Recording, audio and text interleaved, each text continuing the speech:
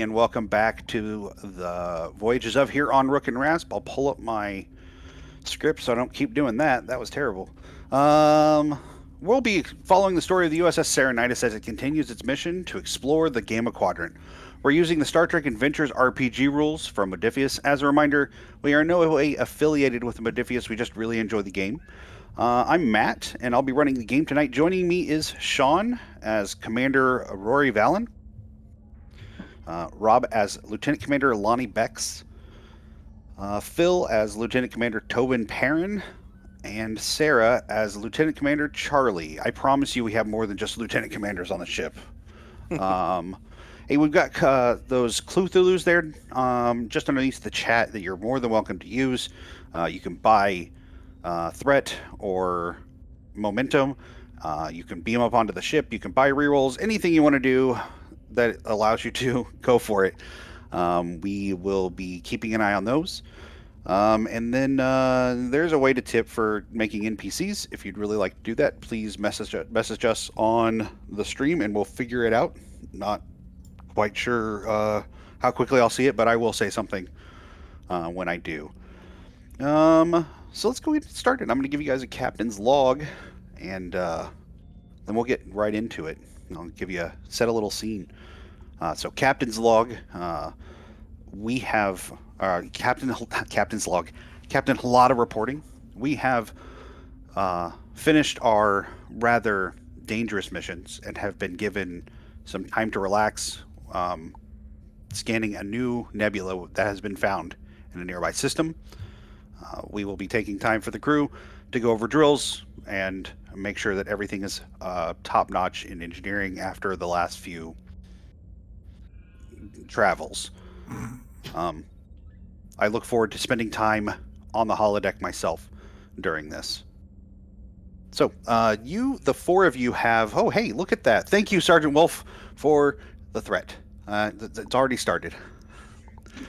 Brutal. The four of you, the ship itself is in a small system of 3 planets, and inside the system is a nebula, which is not out of the question, but a little abnormal. And we're going to start with making Charlie do a bunch of rolls. Yeah, Charlie's got this. Charlie's feeling good. What's Charlie need to roll? So you're going to need to roll... I should look at character sheets. I'm really on top of this tonight, I promise. There we go. Nope, wrong thing. Oh, hey, it's because they're over here. Reason and science. And this is a scan, so as a reminder, you have a science officer thing or an ops manager thing that lets you do extra things when you're doing things. I'm gonna do the extra things while I'm doing the thing. So it's going to be a difficulty of 2. All right, we got this. We got this. We're an ops manager now. And we got this. We got 2. Fantastic. So as you're scanning... the ship has been here for a couple of hours. There's already been preliminary scans made, and like kind of as you're just working through the scanned information and doing deeper scans into the nebula, a lot of what you're finding is what you would expect in any Class C nebula. It's gas and reactive plasma. Anytime if you were to go inside of it, it would kill the sensors, so basically make you guys blind and make targeting incredibly hard, but otherwise it's not really dangerous, but something to note and categorize while you're doing your exploration. But something picks up on your, there's a readout of what they're all picking up, and something picks up on your scan that you note as odd. There is a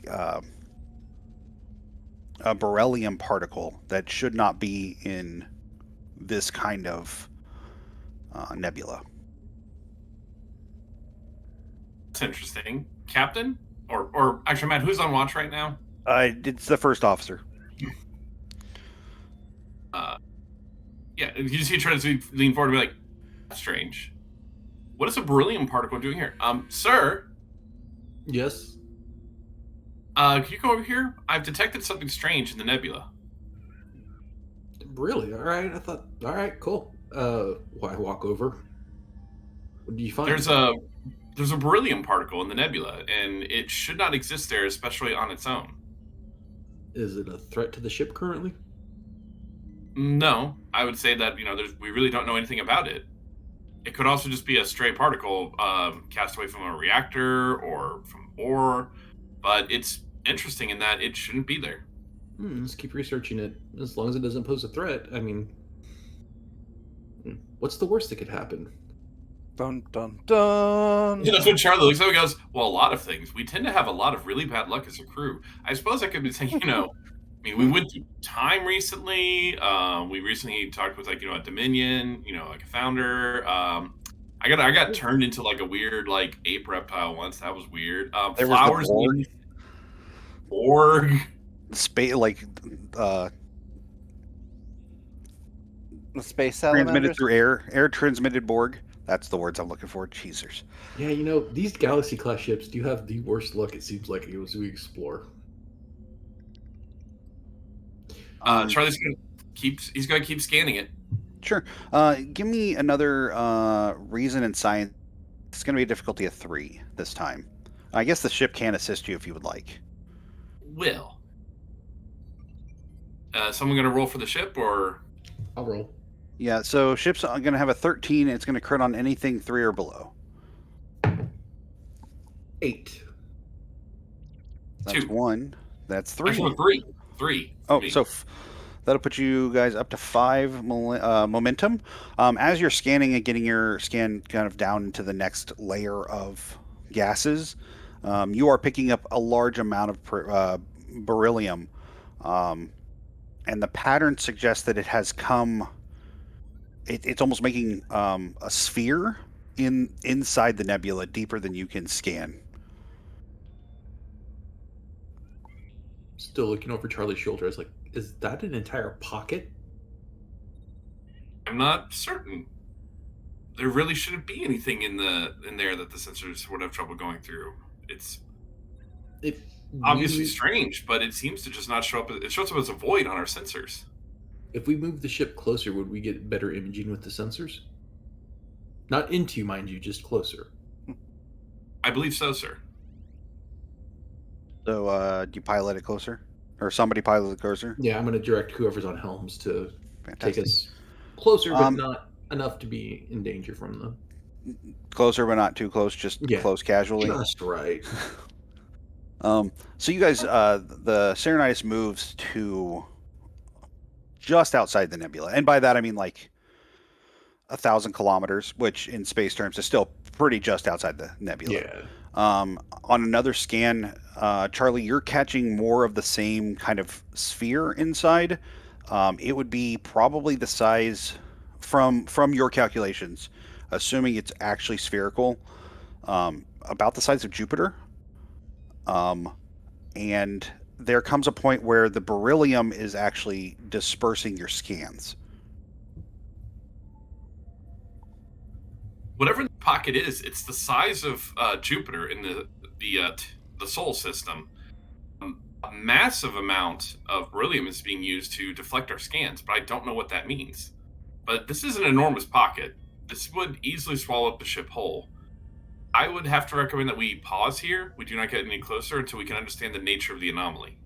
No, I agree, because, I mean, honestly, as soon as we enter into the nebula, I mean, we're going to lose all sensors anyway, which defeats the purpose of our scans at this point. But something the size of Jupiter, could it be that this nebula somehow formed around a gas giant that was trying to form? Unknown at this time, sir, but that is a possibility. That's interesting. Keep scanning and let me know if there's any changes. I think we'll hold tight for right now until we know more. So, on your continued scans, you don't really pick up much. Can I get an insight and security from Commander Bex? Okay. An insight plus Security? Sure. It's going to be a difficulty of 2.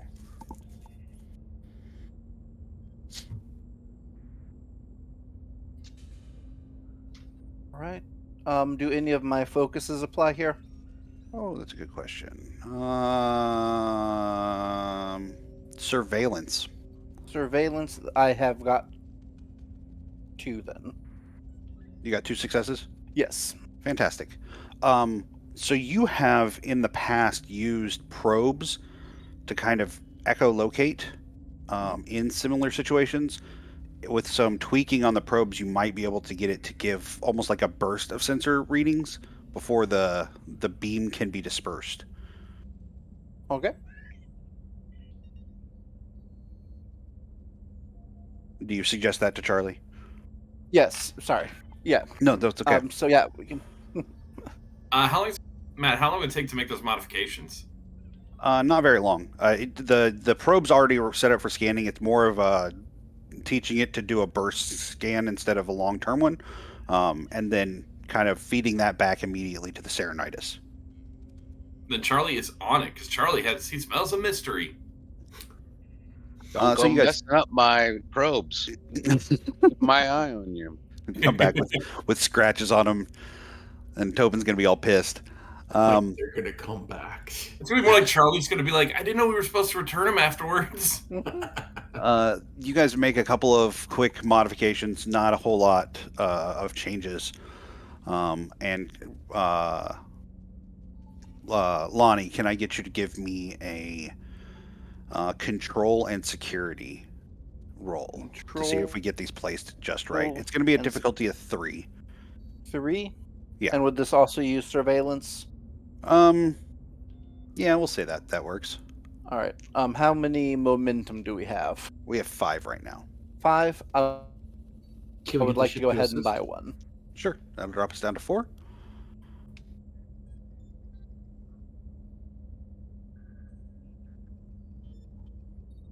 All right.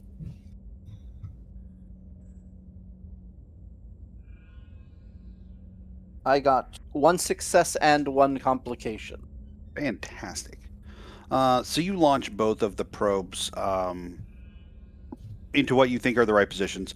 As they come to a stop, they do a quick scan burst and send the information back.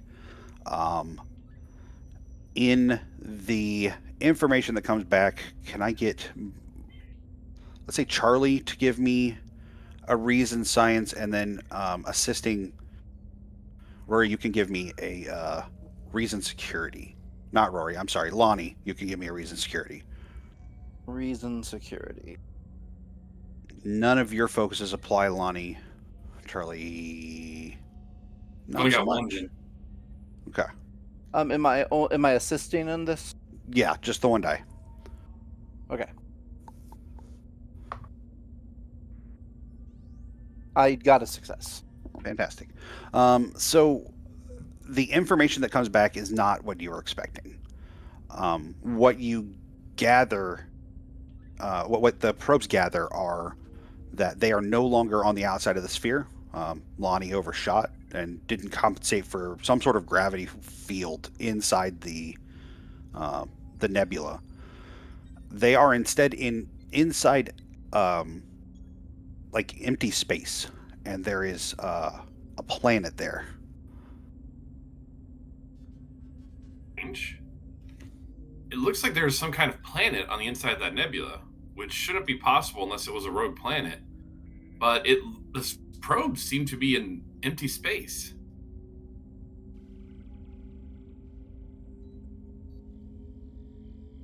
So That's damn weird.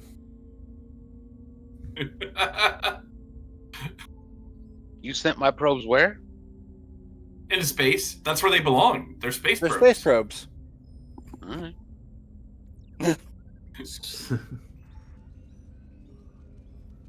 but we can't get any information as in to the planet. Like, is it atmosphere? You can. Do you want to contact the probes to run another scan? I would. When Yes. you contact the probes, the information, the signal that comes back is power reserves too low.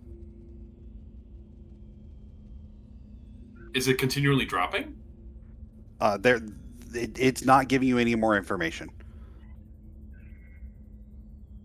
Sure, it's possible that in crossing the barrier, the probe's power supplies were sapped of energy.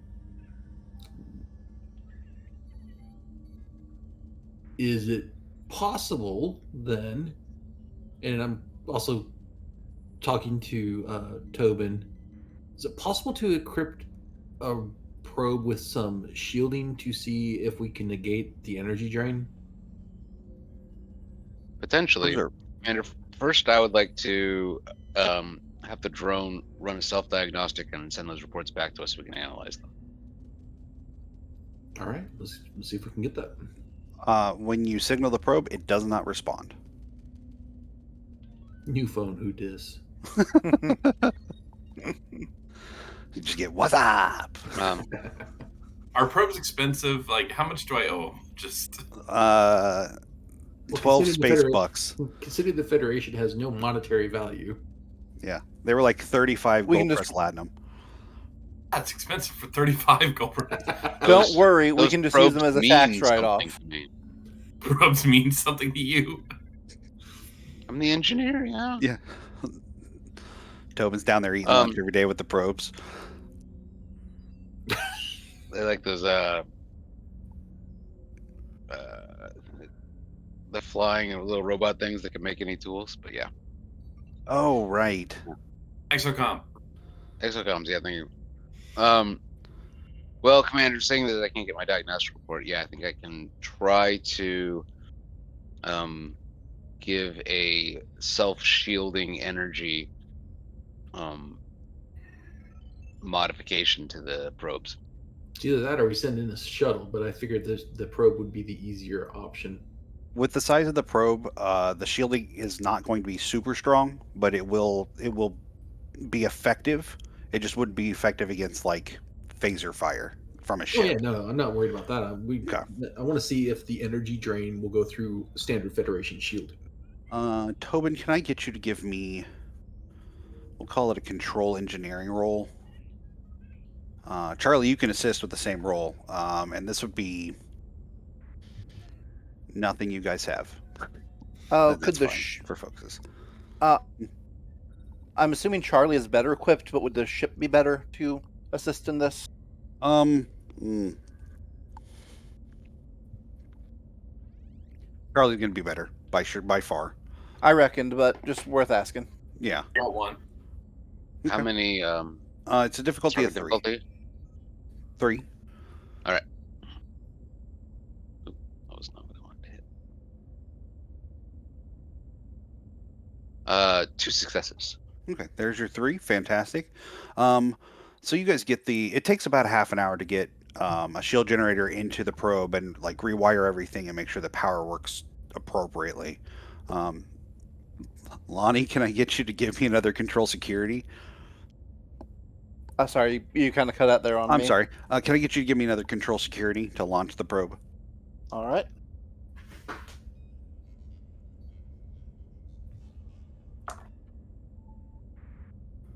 What was the difficulty? 2. 2. I take it I don't have any focuses that would help with this. Not so much, no. What if I punched it as it was going out the bay door? So you use that talent applied force? Yeah. Oh, I was going to say close combat, but that's an even better idea. Right. Allows me to use You're my not- fitness instead. I'm going to start denying you access to my probes. I got 1 success on that. Okay. The probe launches into the nebula and sends back again, almost like the same burst. It is not. You did not set it to burst. You set it to scan like normal, but it's in backs. What is essentially a burst. It's an M-class planet.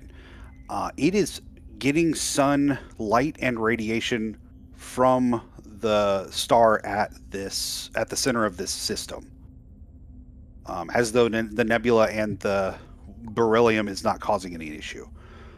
There are about a billion lifetimes on the planet, and there is evidence of a high level of technology. Like, there's no warp drives because there's no ships, but the rest of the tech, some of it is more advanced than the Federation. I think we turn the ship around, go the other way, and leave the mysterious aliens alone. Charlie, can I get you to give me an insight and science roll? It's a difficulty of 2. We got it. Pretty good. We love science. And I'm cautious in... That would apply, right? Yeah, for sure. So you'll get... Nice. 3 successes. Fantastic. So that'll put you guys back up to 5. Nice. Oh, yeah. Wait, can I spend that point of momentum for more info? You absolutely can. So the first thing you notice is this is not a burst scan. This is a full scan done over several days. But it came back as though it was a burst.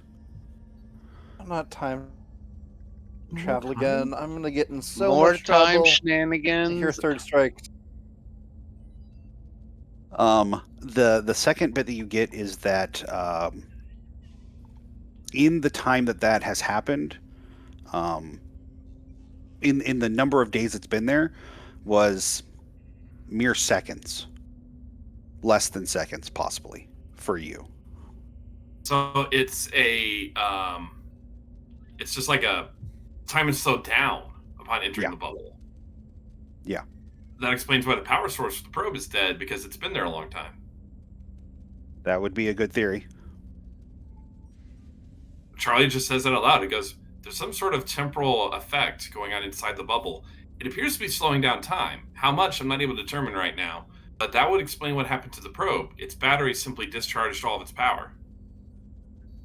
What is with the gamma quadrant in time anomalies?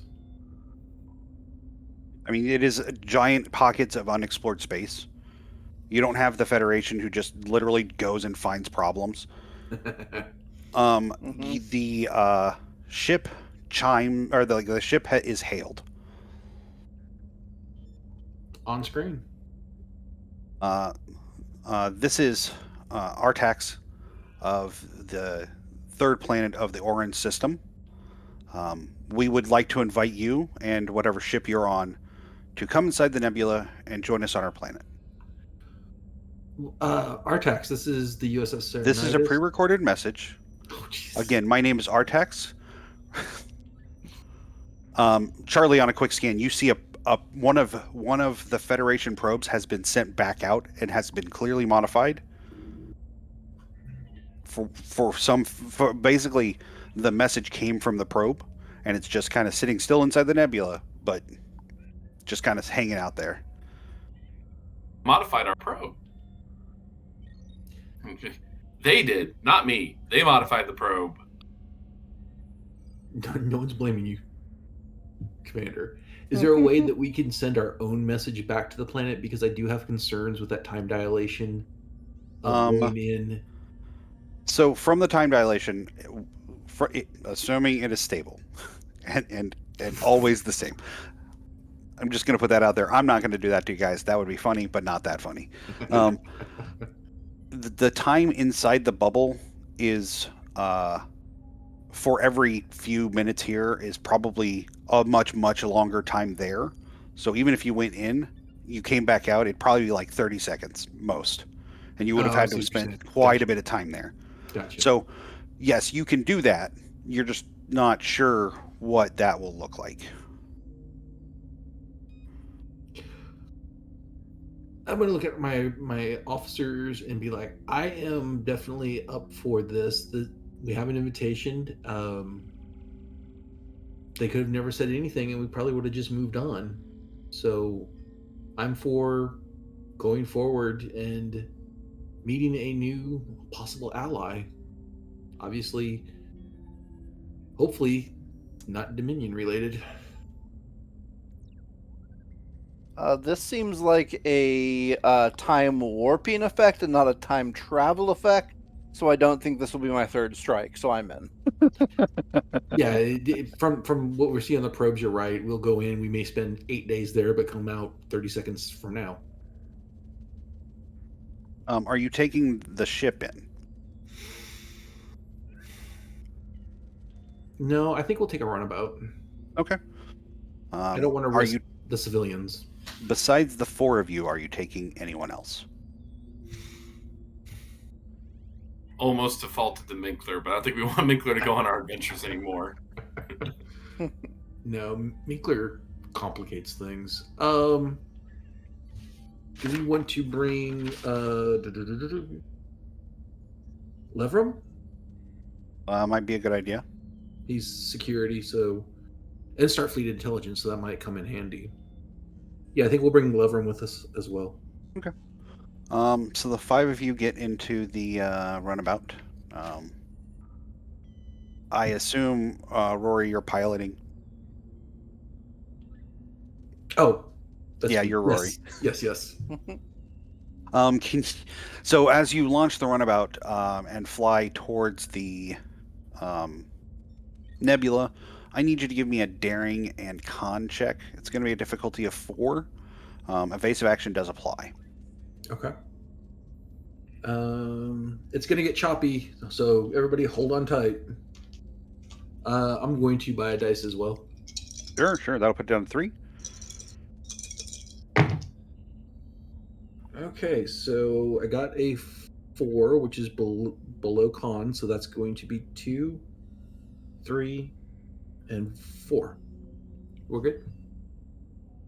So you got 4 successes? Yeah, I Fantastic. got one critical success and then 2 regular. Fantastic. I'm sorry, as you pilot the runabout forward, the nebula acts like it's supposed to. And then you hit the beryllium field. The beryllium is acting inappropriately for beryllium. It is almost as though it's phased in some way. But you pass through it, get kind of tossed around. Some console inevitably explodes because that's how it goes. But no console that anyone's at. And then you find yourself kind of like when you hit the brakes, but they brake way too hard and you just kind of slam forward into a stop. That's kind of the feeling as you come into this sphere. And what you from the view on out of the front of the runabout, you can see the sun the star for the system, and looking out, it's almost as though the nebula doesn't exist. That is odd.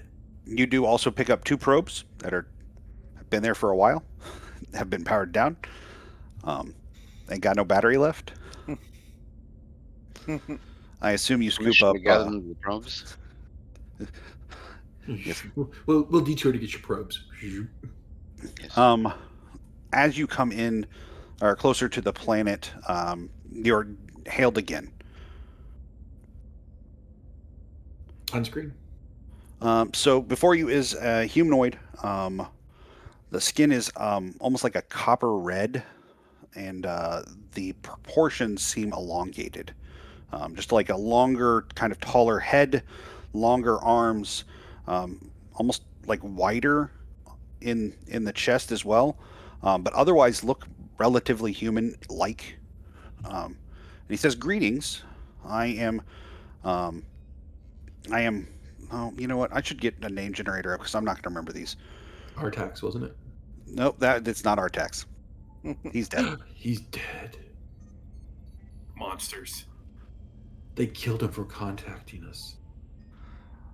My name is Zaku. I am the leader of our planet. We have been expecting you for some time. I'm sending you coordinates where you can land at our capital city if you would like. Or if you would like to take some time to scan the planet, I understand that would be my first option as well. Zoka, right? Zaku. Hi, greetings, Zaku. My name is Commander Rory Valen of the Serenitis. We are part of the Federation. Fortunately, it didn't take us long to make the decision to come here. Apparently, your planet is surrounded by a time warp. Yes. So to speak. I believe that my great-grandfather is the one who sent you the message when he was about my age, and that has been some time. But Artax was a good man, and frankly, we would just like to make some friends that, while it may not last long after you leave, it's always nice to see someone from outside of our system. And I'm assuming we're going to have no problems leaving because we didn't. It can get a little choppy, but we can give you some help with kind of buffering that. But otherwise, Okay. you should be able to leave without a problem. And we'll talk about it when we get to the planet. Charlie, as you're kind of like scanning everything. So that's Charlie. You do pick up a couple of spacefaring ships. They are small, but maybe a little bit bigger than the runabout. But they are packing a lot of energy weapons. And there's only maybe 3 of them, but they're not moving anywhere near you. They're just kind of stationed in a way that if anything happened, no matter what direction it was from, the other 2 are equidistant away. I point them out. It appears we're being followed. Oh no, which no, is no! what- They're kind of just around the planet. They're not following you. You just pick them up as you're scanning. Oh, okay. And they do possess defensive forces. Manned or unmanned? They are manned. Man defense. Man defenses.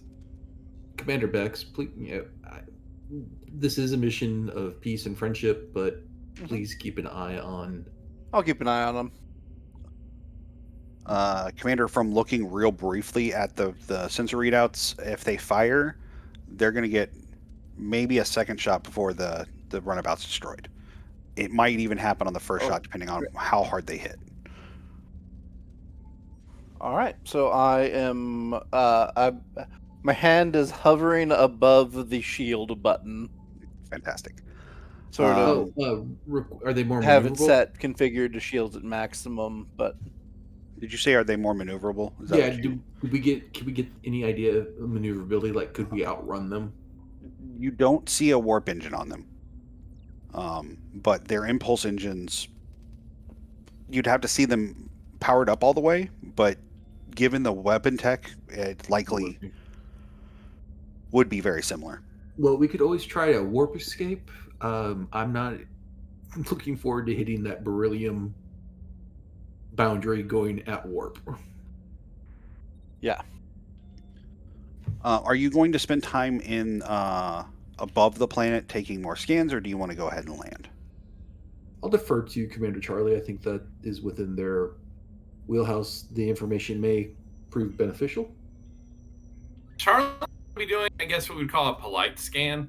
Like, not like, show me where your nuclear warheads are, but still very much going to be like, okay, active scan. We're surveying the area around us. We're going to keep scanning till they say no. So, So, It is an are you M-class- not looking for nuclear vessels? on that scan, you are picking up that the planet is roughly the size of Earth, maybe a little bit bigger, but not by much. It has 3 principal continents. All of them are populated, but the people on them are spread out. Like there's a lot of land that's available. So it's there's a lot of places to grow food, and you can see that there are plenty of farms. There are plenty of flying ships on the planet that are kind of like going from here to there. You do, on a very brief moment, pick up some transporter signals, like from one part of the planet to another. Nothing out of the question. The beryllium is detectable by the scans from here, but not visually seeable. Like a one-way mirror. Yeah, kind of like a one-way mirror. That's a good one. Hey, thank you, the Great Barrier, for more threat. So that's a 10 threat. Only 10. Don't worry, guys. Duty. I can only buy 35 Klingons with that. We'll kill them all.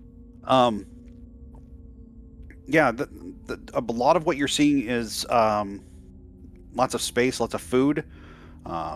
You don't see any like heavy industrial areas that are causing any pollution. Their atmosphere is relatively clean. Nothing. The fact that it looks so nice is slightly out of the ordinary. Even Earth still has some like heavy industrial areas that get regularly scrubbed from pollution, but like this is very different. And the scans definitely confirm that we're not violating any prime directives by. Oh no, they've definitely got. They don't have warp engines, but they are of the appropriate technology level to have them. So it's a little gray because the prime directive is real gray. It's real gray, but given their weapon technology and the engine technology and the fact that they have transporters, all kind of leave you with the idea that you're well beyond where anyone would question it. you're doing better than Kirk in a lot of situations, so you're fine. Oh, good. Commander Bex, I'm assuming they're scanning us as well. Are they scanning us? Can you give me let's say a control and security? Difficulty's 1. All right.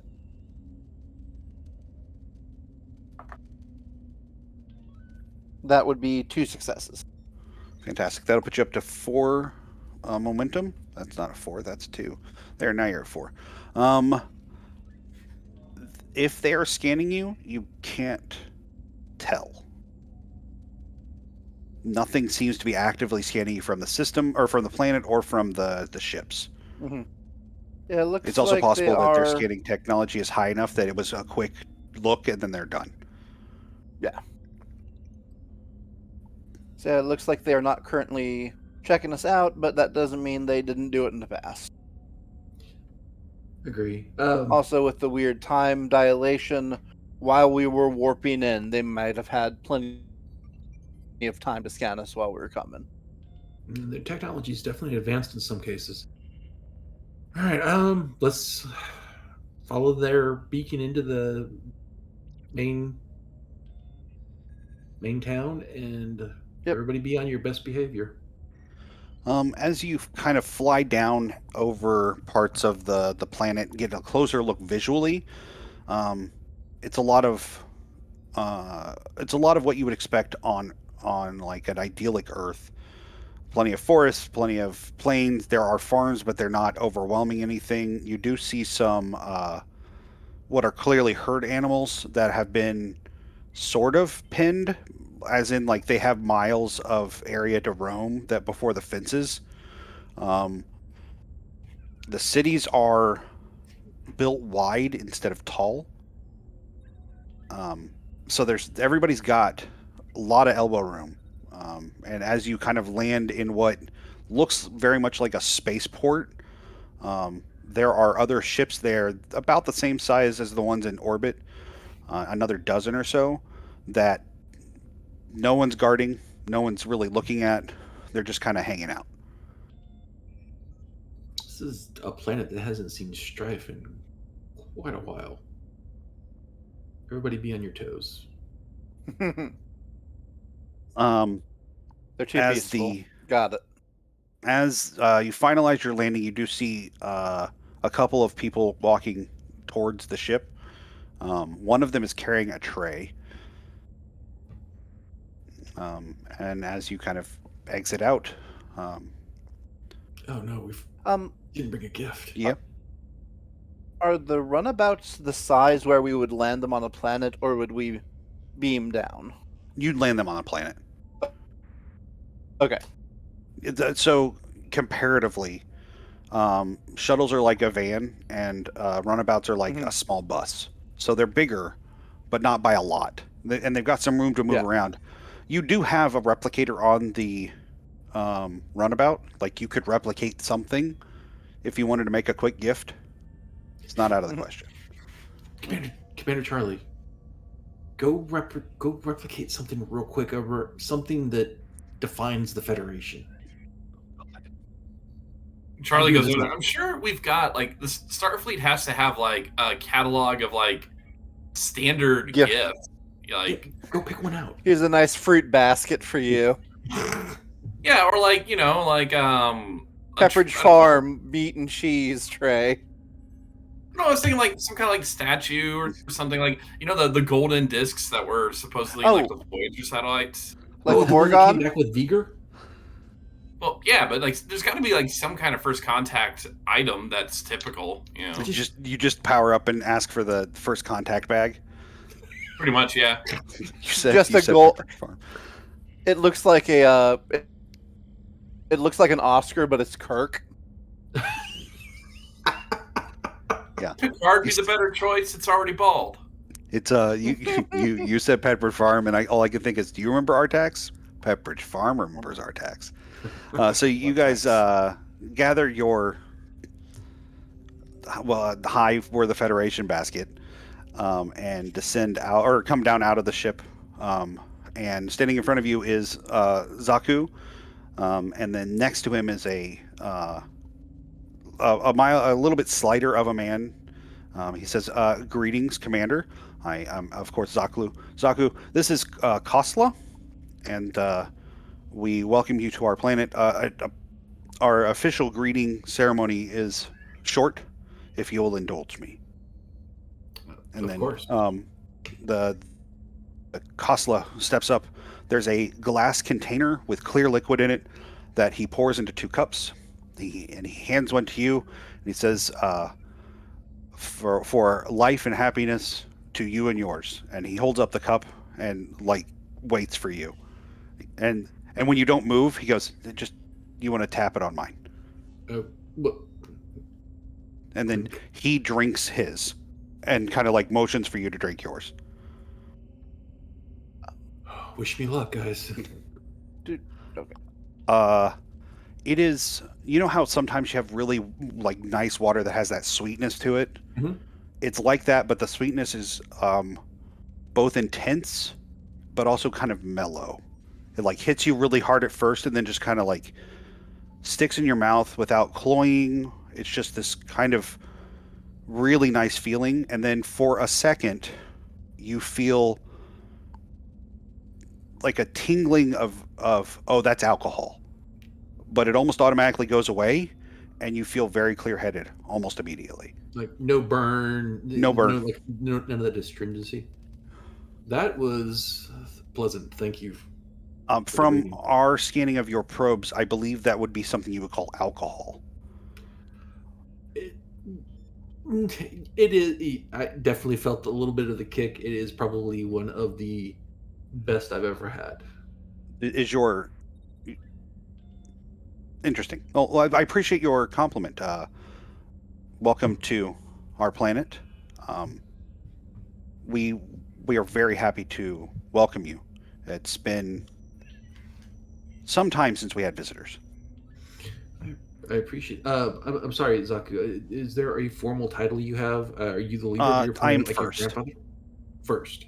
Yes, So- it's an elected title, but honestly, we don't do a lot of work here. This is mostly a ceremonial title. I'm supposed to meet people, and you're the first person to be met in, I'd say, 30 or 40 generations. Wow. Well, before we go on, I'd like to introduce my crew. Of course. This is Lieutenant Commander Charlie. I can't remember. It's just Charlie. It's Charlie, that's right. He's our he kind of lightly bows to you, and then in your own Saurian language says, "Welcome to my planet." Thank you for having us, Charlie says in Saurian.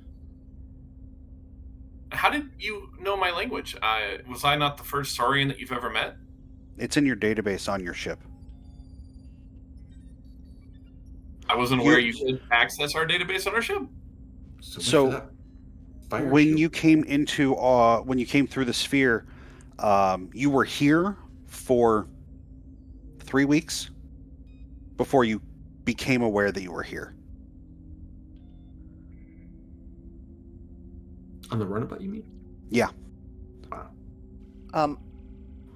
Could I use my empathy to get a read on this guy? Yeah, go for it. It would be insight and command. Insight command. Yeah. Right. Difficulty? What does empath say? Very little that helps. Nope, that sounds about right. Pull this open.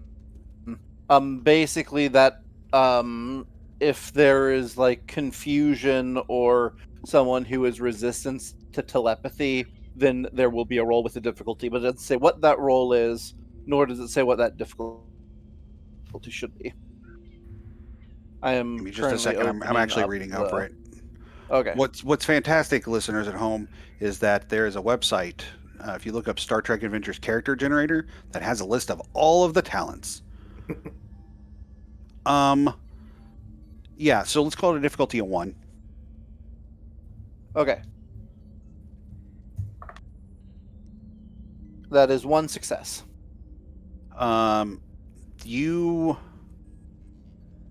He's not telepathic, but he is. Okay. It's almost like he's anti-telepathic. Like there's a void of telepathic ability around him, Mhm. but like you can kind of push past that, and it's very clear that he is calm. He's very, very excited though. Like this is incredibly excited, and he is very pleased to be meeting new people. Okay, so he is pretty earnest and open. Yeah. And is being honest.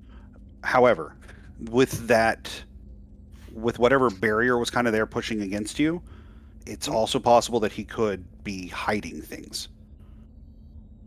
Like you would need to spend more time around him or others of his species to kind of get a feel for it, but it's possible that he could have some sort of telepathy tricks that aren't really telepathy. Yeah. It would be something new.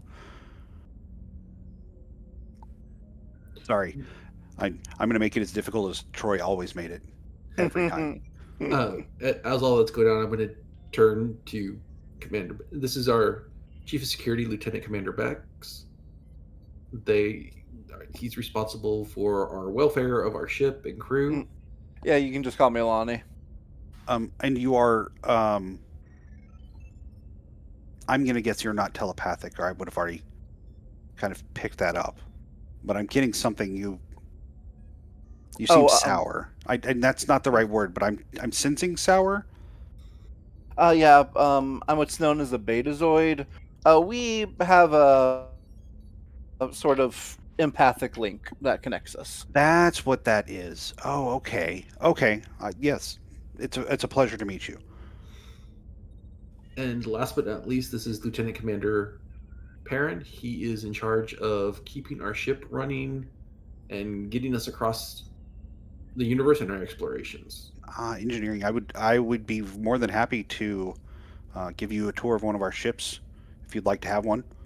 I'm sure you'd find it fascinating. I believe that our technology is farther advanced than yours, but I also know that we've had more time to be just honest about it. That'd be awesome. Great. Excellent. Go ahead. Are you hungry? We could travel to one of the restaurants here in the city. There's a nice farm that has this lovely like very, very fresh salad that they make. Kind of, it's a distance from here, but we could transport there without an issue. Our planet is open to you. What would you like to see or experience first?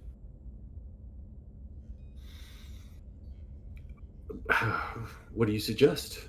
We are open to anything. If you would like a meal, so we can sit down and talk more. So would it be inappropriate to scan you to make sure that we're not going to poison you with our food? As long as you don't offend it if we scan as well before we eat. No, that's absolutely understandable. He pulls out what looks kind of like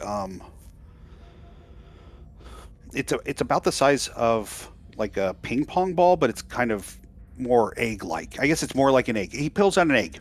God bless. I'm real good at this, guys. I tell the best stories. It's always the smoothest, and I never screw anything up. He pulls out like an egg, and it's very, very, very white. It's like the whitest white that ever could be. And he kind of moves it across each of you very quickly, and then he looks at it and says, "Okay, well, we'll keep you away from some of our fish. That could cause a problem." And that should be about it, though. Interesting. Are you going to introduce Leverum? By the way, you don't have to introduce him, but if he's with you. I forgot. I completely forgot Leverum's holding the basket like, hello. And also, sorry, excitement in meeting you. Of course. No, I completely understand. What rank is Leverum? He is a Chief Petty Officer. Okay. This is Chief Petty Officer Leverum. They're kind of the backbone of our Federation. I see. So they are the workers, the ones that take care of the things. And the four of you are officers and kind of make the plans? Somewhat, I would say Commander Perrin is also extremely involved in the day-to-day and hands-on of our No, of ship, as course. any engineer is. As any good engineer would be, yes. Commander Charlie is inseparable from the science that he does. I mean, he is the Federation's very hands-on I see. with everything. I find the Saurian language quite interesting. Come, walk with me. And he starts like walking and like,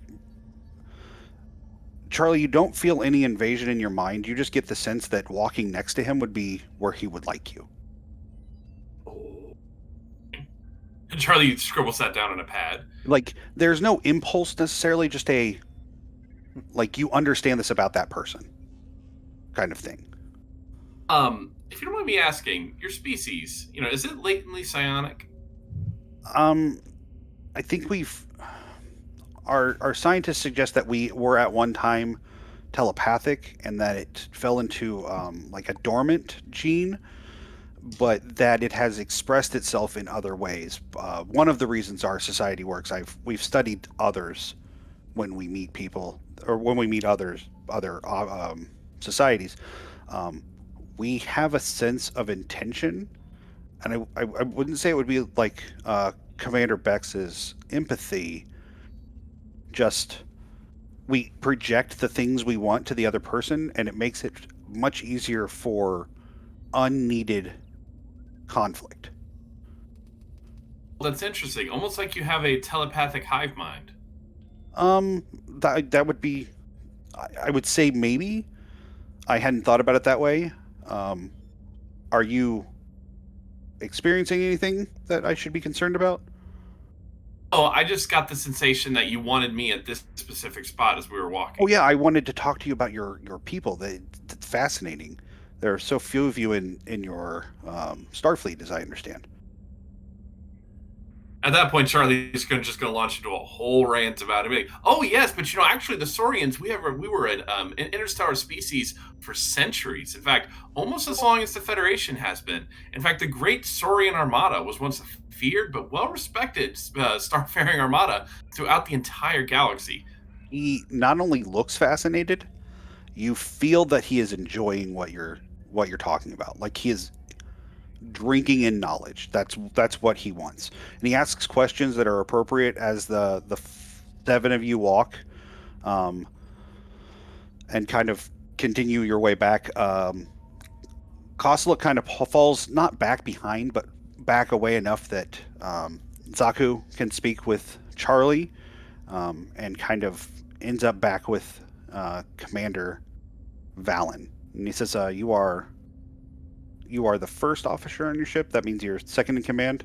correct. That's a strange way to do those numbers, but Well, the first among many, I guess. sure. How have you found the area around our system for spacefaring? Immediately, what drew us in was the nebula, and we noticed the stray anomaly of beryllium, which shouldn't have been in the nebula. We read over the Starfleet founding documents. It's our understanding you're here for exploration. Do you scan most nebulas that you come across? Yeah, actually, it's one. Exploration is probably the most important thing that the Federation does, and anytime we see any space anomalies, and honestly, this nebula is a bit of an anomaly. We never expect to see one inside a star system like this. And probably never see one with a planet inside. Hopefully not. I would. No, this is the first occurrence. So yeah, we do make a tendency every time we see something, we scan it because we never know when we're going to find something new. I see. Well, we are very happy to have you here. He starts just generally asking questions about your experience, and eventually like brings Commander Bex into it as well. Just like information about nothing. He wants to know about the species you've encountered, but he's not like, tell me about the Dominion. He's more like, oh, have you ever seen any, like, we're all mammalian. Have you ever seen others? I know Charlie is not mammalian. Do you have others like avian, and so like he just wants to know about things, and it becomes very clear to all 5 of you, if you count Labyrinth, that they're just very interested in knowledge that they can't gather themselves. I'll go on talking about what is the species name? Dr. Phlox on The Denubians? Denomians. Yeah. the Denobians and the Cations. Is it Cations? Yep. Yep. The Gorn. You can't forget about the Gorn. You could The tell them all about. Arulians. Yeah. You could tell them all about the Tholians. Oh yeah. And what's the name of the species? No kill eye. Horda. Oh, the Horda. Yeah. And when you get to Horda, he stops. Silicone-based life. It was a first. Our scientists have theorized, but it's not laughed at. That would be a term I think that it is held in little regard, but still is seen as a path that might lead to something else. Is there any way that we could transfer over that data on the silicon-based life to them? It shouldn't be a violation. Yeah, that would be fine. I'll pull out my tricorder. I was like, I don't know if you have one of those little eggs that I could transfer some data to, but I could be happy to share everything we know about silicon-based life. I apologize. We already have it. Oh. I don't think I've read that particular bit. We have groups of scientists going over the bits of scientific information we found. There is obviously some key missing parts. I'm not seeing a lot of your technology listed, but that's understandable. The security is probably important. But otherwise, we have quite a bit of information. Well, we would hold some back. I mean, if you've already read, our founding documents for the Federation, you know that we try not to contaminate other cultures that we come across with technology that's too advanced for them. Well, obviously, that's not an issue here. Of course, and while we're more than happy to show Commander Perrin around, it will be a show and tell, not a show and take. I'll make sure I have I have no doubt about that.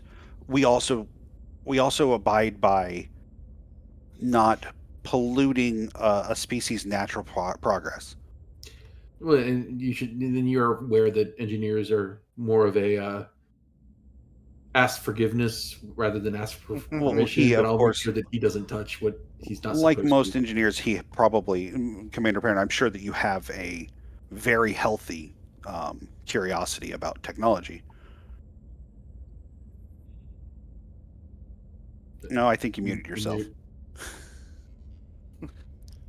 Sorry. I think as long as you don't, take me to where your probes are, I'll probably be able to keep my hands to myself. Oh, there's a new canon thing about that now. He loves his probes. Perrin's just really into probes. Did you ever meet great aliens with really black eyes when you were younger? Is that the problem? So, you guys walk for probably 40 minutes back to the city. Like, it is spread. And this seems normal. You see vehicles kind of in the air here and there, like small transports, but like most of the people are on foot. And then as you're walking, they explain that they're on a 27-hour day. So the sun's going to be up a little longer than you're used to. That'll take some adjustment, but this is Starfleet. It's not the first time you've adjusted to something like that. You do note that the atmosphere is the slightest bit off, but not in a bad way. Like there's a little bit more helium than you would expect, but you're not noticing it affect anything. And the gravity is like 0.95 of Earth, so you're a little more bouncy than normal, but not by a lot. And eventually you come onto a street where so we're more bouncy, architecture, and helium we're squeaky. Yeah, no squeaking. It's just the tiniest bit of helium, not enough. I know as a you actually have an understanding of chemistry that I don't. I almost called you an English major. I let all of the beryllium stuff just go. Thank you. I appreciate that. It's what popped in my head, and that's what we kept with. Yeah. Notice they weren't beryllium spheres. That's the wrong I candy. that the entire time, like a beryllium sphere. Yeah. I'm just, you just put this image in my head because of the helium of Charlie, like being reptilian, probably having some amount of squeaks or chirps or whatever, probably His just like voice being just slowly extra. getting higher and higher and higher. That'd be great. No, I'll do it. I so can do a squirrel voice. the architecture here reminds everyone of kind of flowing water. It's all smooth and some very wave-like architecture, but it's also kind of has a calming feeling to it, almost like you're like right below the surface of the ocean as it's just kind of slowly moving in and out. Lots of people take note of you. Um, Lonnie, you are picking up a lot of kind of astonishment and curiosity, but it's kept at a distance. Like it's not their place to come and say anything. And then you finally kind of come to a building that you can smell the food, and it definitely meat is involved, but it's not meat you've smelled before. It kind of smells like a mix between fish and chicken. Fishin'. Fishin', yeah. Chish. Chish. And Zaku walks inside, and you are greeted by a woman about the same height as Zaku. And she says, welcome. We are very pleased that you've chosen to come eat with us. Please, let's get you a table. And she walks over to one of the tables and motions for the 7 of you to sit down. There are other diners. There's not a lot of people in here, though. There's also, like, no waitresses. Or waiters. I guess that would also be a thing. And she says, No service staff. yes, no service staff. She says, when you are ready, please just tap the table and order your food. We'll be happy to take care of that for you. And she goes back to the front door and kind of just stands there and like relaxes.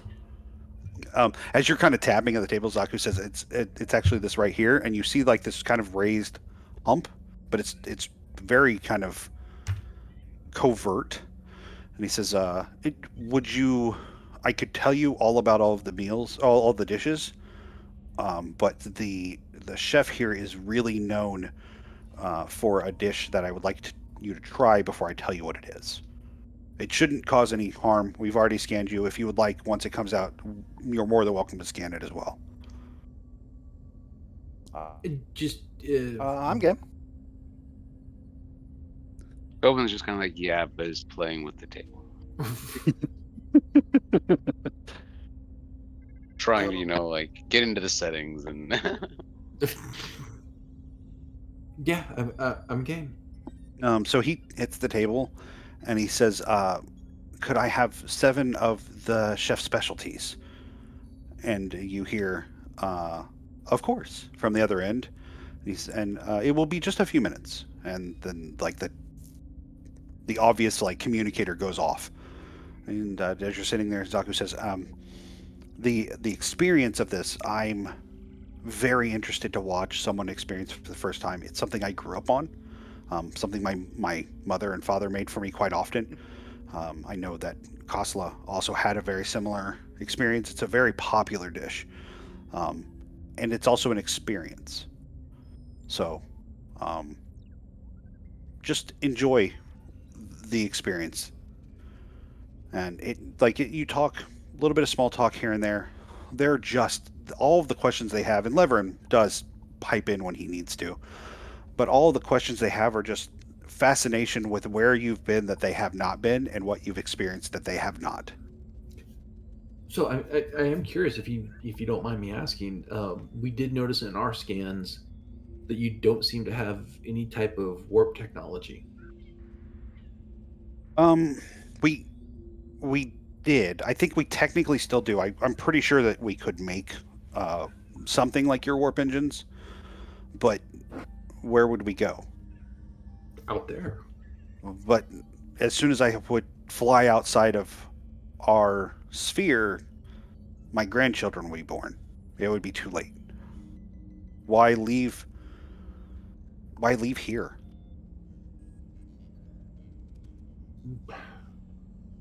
For knowledge. You could provide generations of knowledge. I mean, with your technology, you could have a constant. You could have a constant live stream. Some things are worth the cost. Perhaps. We have had explorers in the past. A long time ago, we had explorers that found new places on our planet. We had some that traveled out that came back generations later and were hailed as heroes.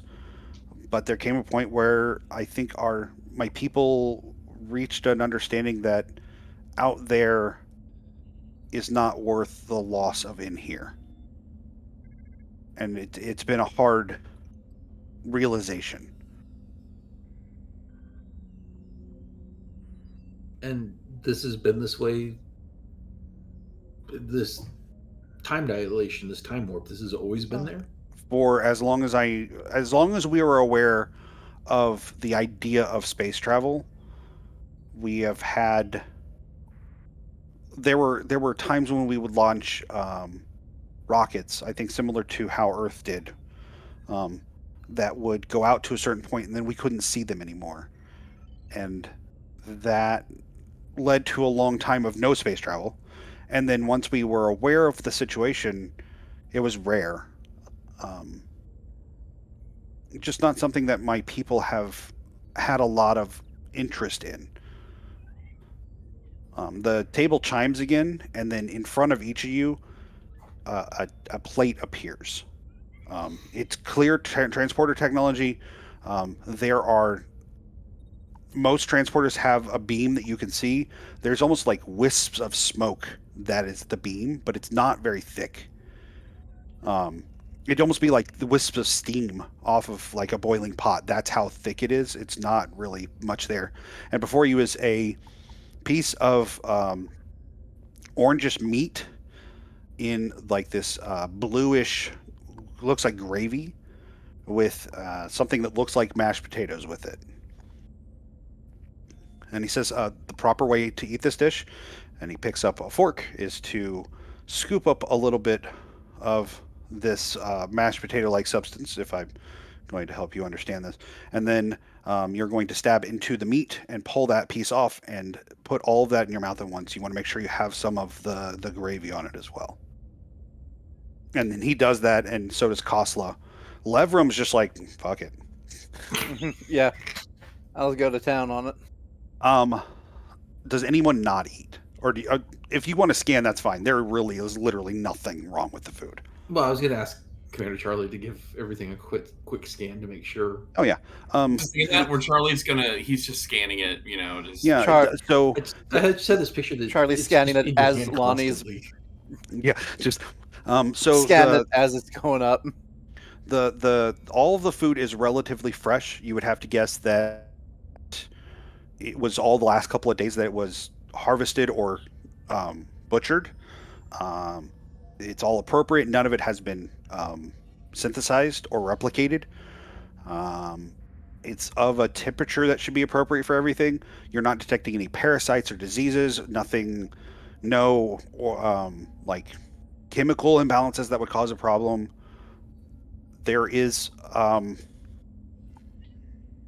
some sort of mushroom-like substance in the gravy, but you don't see any of it that should be dangerous. It's weird. Everything just seems so perfect. But Charlie's gonna have a bite, exactly as they show him how to eat it. Does everyone, Tobin, do you also take a bite?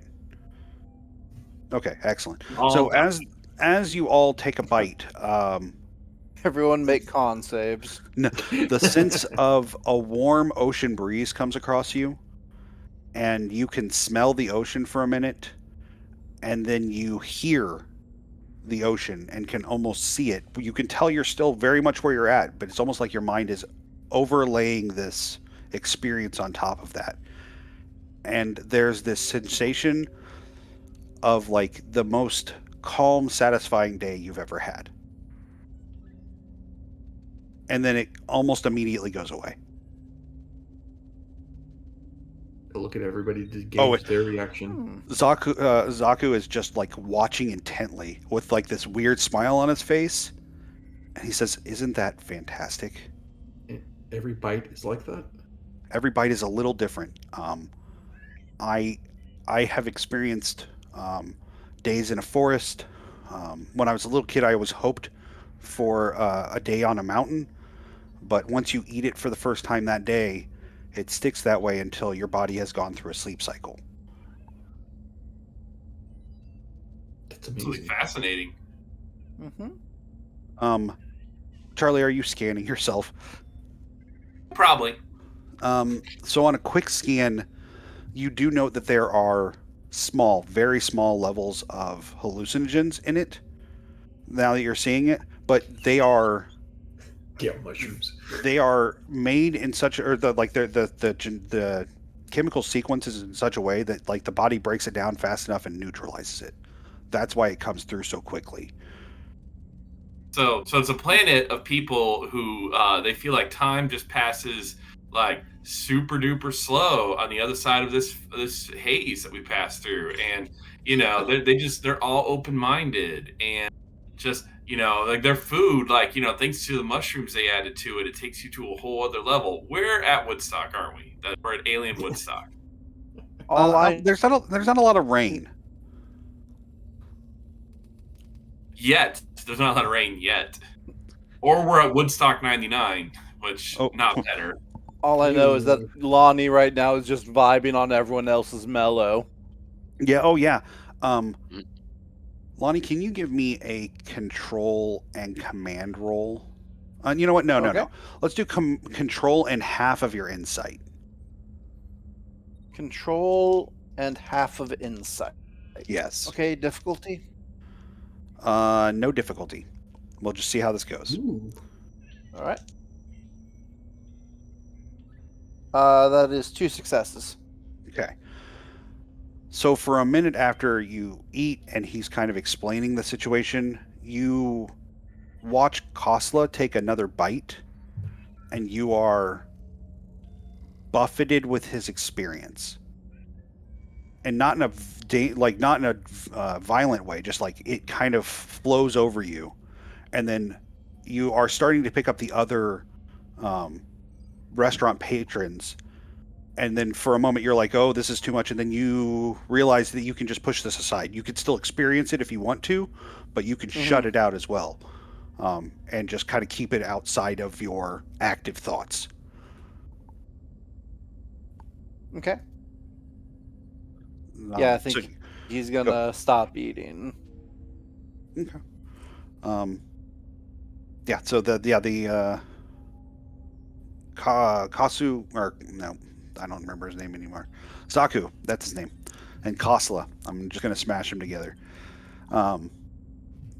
Zaku says the entire meal usually goes like this. If you're not incredibly hungry, I understand, but it is an experience.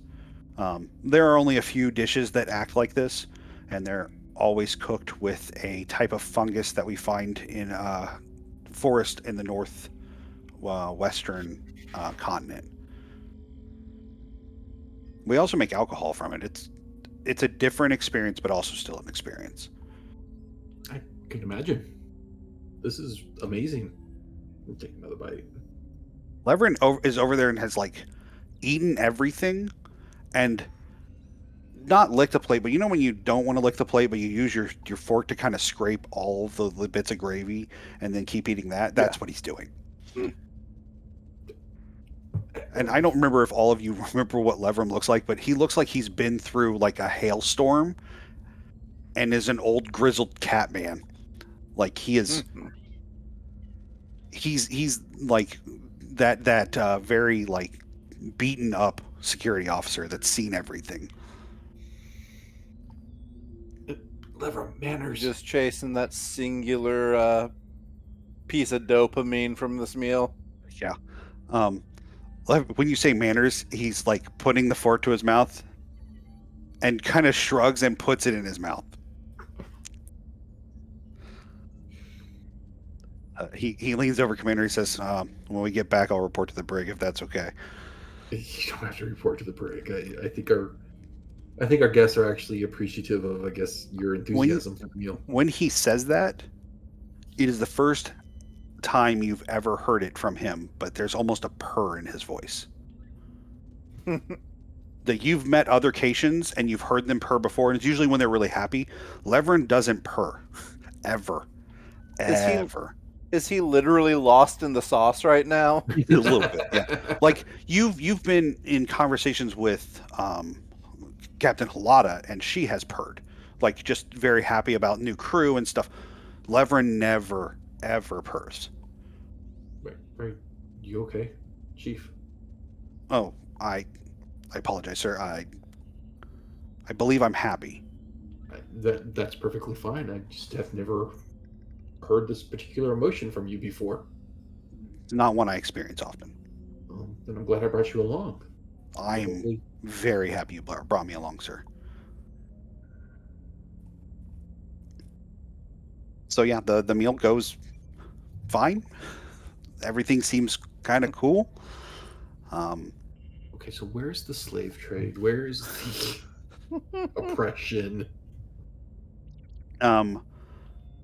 So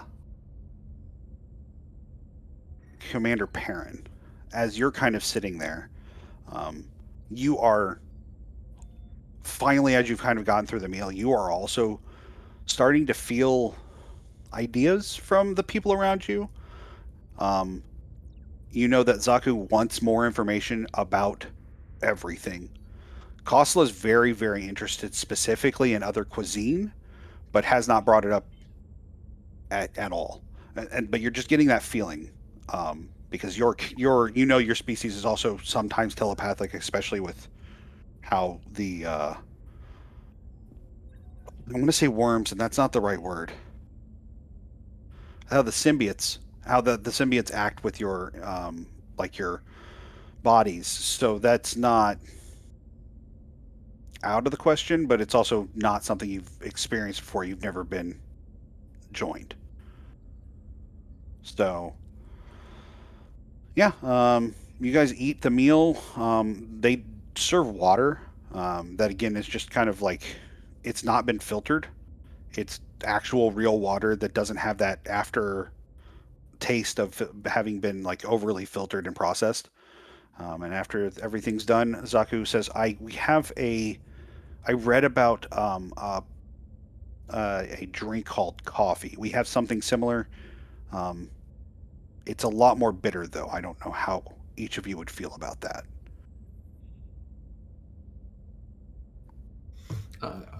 I'm personally game to try. I mean, I've tried Sure. Raktaginos, I've tried Ferengi, what they call mud. Excellent. And then Lego was a Cola. practical joke, he taps the button again. He says, did everyone say yes that they wanted to try it? Charlie declines politely. Okay, so he orders 6 of them, and like moments later, they all appear on the tables.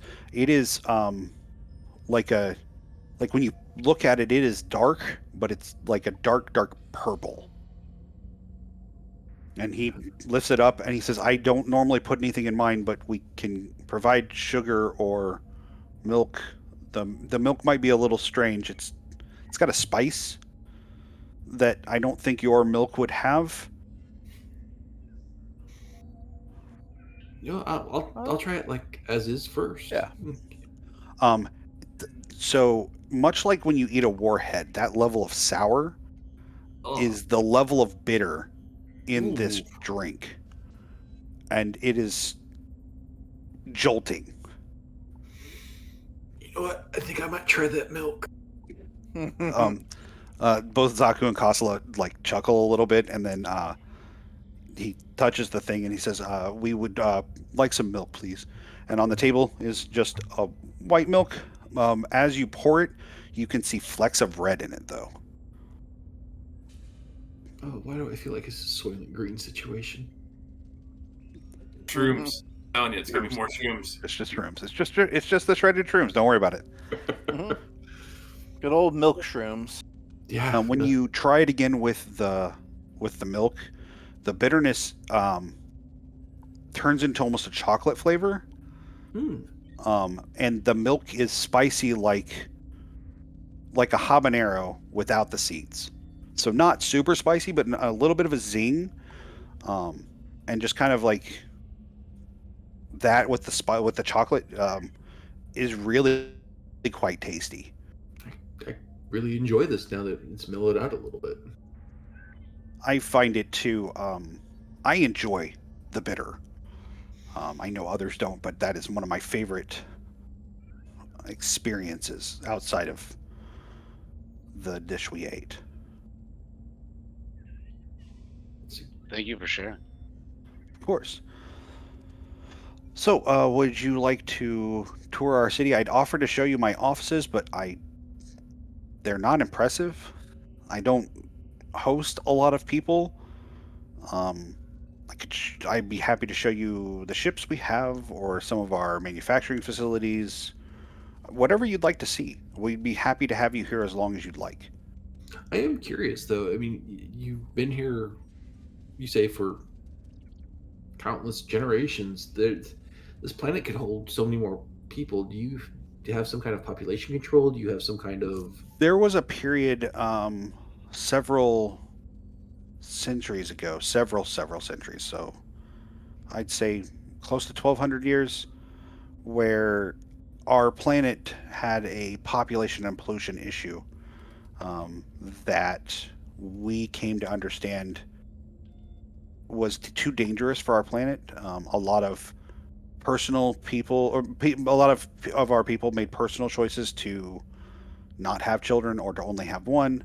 And the population began to control itself. There was some work we had to do to clean up the pollution, but it was pollution from a misunderstanding of how industrial changes will affect the environment.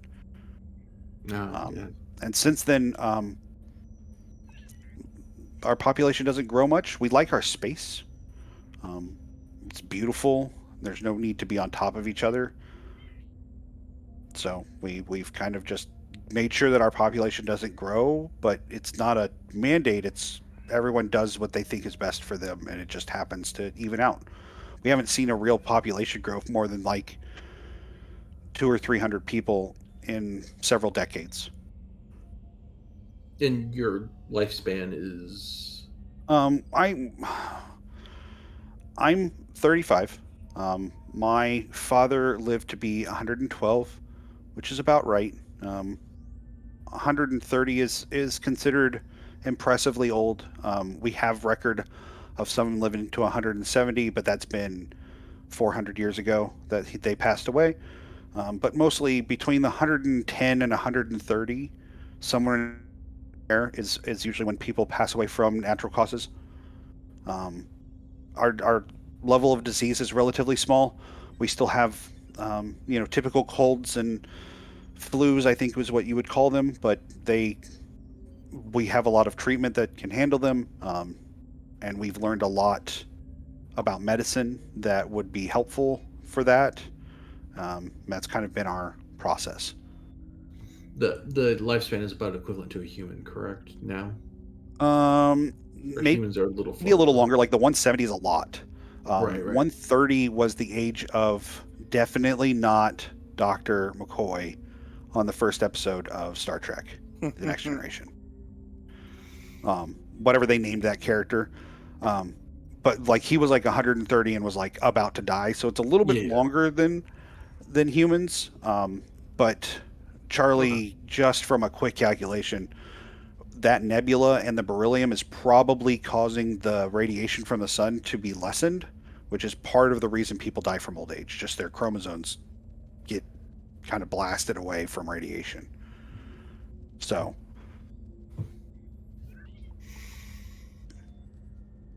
it's interesting that, and Charlie just brings this up purely as like a hypothetical. It's interesting that the beryllium barrier might be what is decreasing the radiation hitting your. Sorry, Matt, you said decreasing the radiation hitting the planet? Yeah. Okay. Decreasing the radiation hitting your planet. in a sense, it is what is keeping your people mostly safe, but also allowing you to live long lives. It has several effects that we're aware of. The time dilation is tied directly to it. We're not quite sure how, but honestly, we've never been able to find a source or a reason. I know that it probably decreases radiation. We have scans from when our ships did travel that give us indications that we are accepting more or less radiation than a lot of other planets like ours, but there are a lot of things it does. I think it also contributed to our species telepathy and then the lack thereof. We actually are going to take a quick break right now. It's about that time. Just as long as I want to make sure that our producer is in the chair. So if he is, he'll let me know here in a second. But until then, let me poke him, and he's been having a day. So cool. So we are going to take a 10-minute break, and then we will be right back. So come back and join us in just about 10 minutes, and we'll see you then.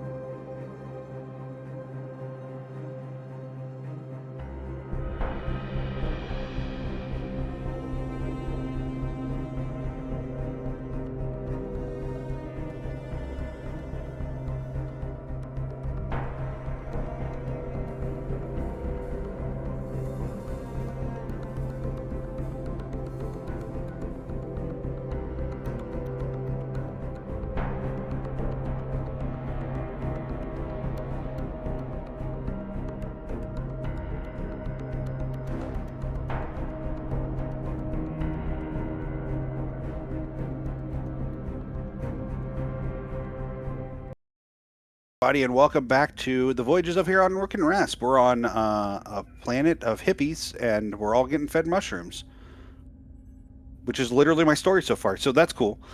So yeah, you guys are kind of sitting at the restaurant.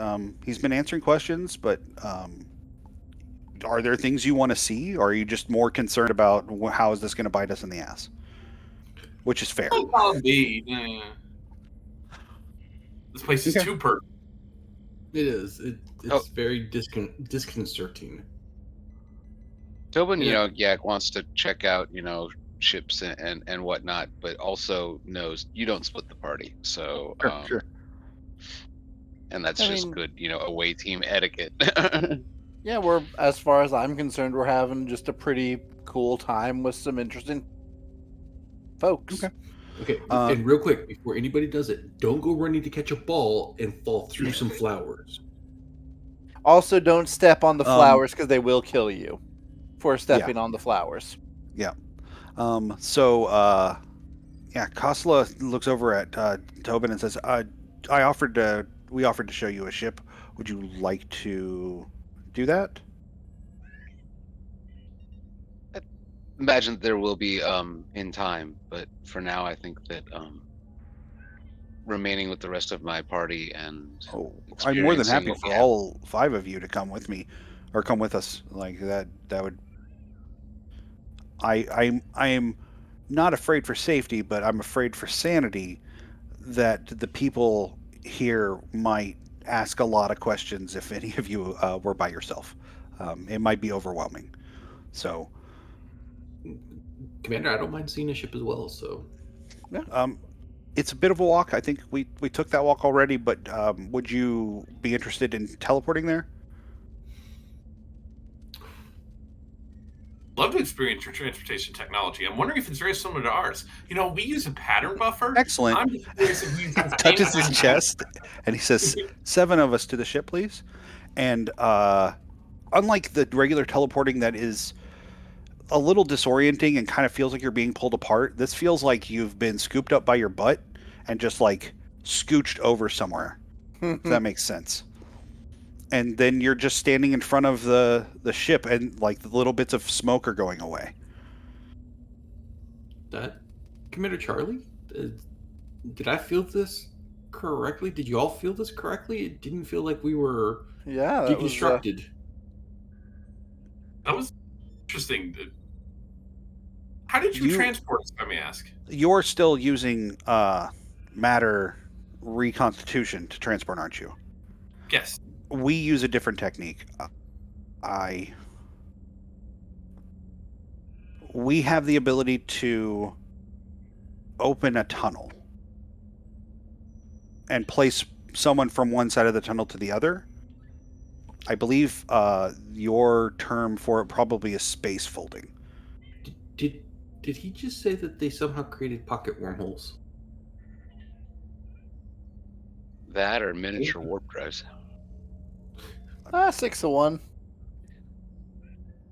How do you compensate for the fact that the matter, once it goes through the wormhole, would appear to be jarred on a molecular level? That is a good question, and as not a scientist, I'm not sure I can answer it. And also, I'm not sure that I can answer it even if I were a scientist. That we would be giving perhaps too much away. You understand? I don't wish. It would be too dangerous, perhaps. Would it? I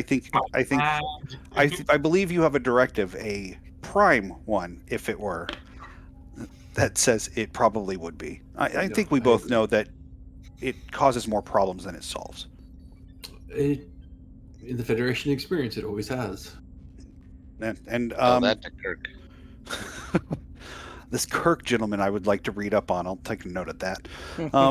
So come inside the ship, and so the ship is kind of up on landing struts, and there's a ramp that comes down, and down the ramp, a woman comes kind of walking, and she says, Kosla says, it's Setax, and she waves, and she says, I'm the captain of the ship. Please, welcome aboard. and then she kind of like waves you on, and like goes right back up the ramp ahead of you. Okay. Thank you, Captain. As you enter the ship, it is essentially one giant room. There aren't quarters on it, which makes sense. Like, they're just protecting the planet. They can probably get back home, especially with that teleportation ability. But there are half a dozen chairs kind of scattered, but no consoles. She says, please, if you would like to experience the ship itself, someone will need to take a seat in one of the chairs, and then she sits down in one as well, and taps on like the armrest, and a full display just appears in front of her. Charlie jumps in a chair. Just Yeah. you know. I'll Kirk into a chair. You're Oh, not Riker into it. I'll Riker No, into a chair. I'm like almost laid out across. Yeah. So each chair brings up its own display, and it's almost like choose which position you're in. So like Khan is on there, and there's security and weapons, but like it's hard to kind of read through because also it's not in your language. Mm-hmm.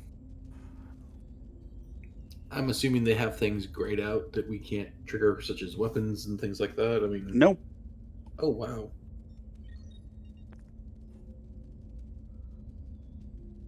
I'm probably going to be looking at the propulsion. Yeah, I'm gonna check like their various systems. The propulsion. So again, not in your language, but what you're looking at is a lot of indicators that it moves as fast as the Serenitis does at impulse, which is literally just not quite light speed. But it maneuvers in every direction as equally because their dampeners are so thoroughly advanced that they don't feel the difference.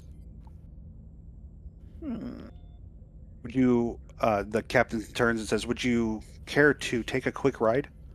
Take you around the planet one time and give you a feel for how our ships work? By all means. Sure, Captain or Commander? So she taps a couple of things. There's a small shutter, but no other feeling of movement, and the wall at what seems to be the front kind of changes, so now you can see out. And she lifts, like, you have already lifted off. You're probably 400 or 500 feet above the planet, and then just at almost a breakneck speed flying across. You don't feel a single instance of any G-force whatsoever. This ship, when we got into it, it wasn't all silver, was it? No. No flight of the navigator? Nope. I like that. And she says, this is all of our ships are essentially the same. They are made mostly for defense. Occasionally, we use them for retrieval. Had you not come and visited us, we would have used one of these ships to retrieve your probes. But this is generally what we have, and there are 24 of them across the planet. We have a defensive. That's our defensive fleet, and our defensive forces beyond that are kind of scattered as well. But we haven't seen a lot of trouble. There was a small ship that came in some time ago, but it wasn't that much of an issue.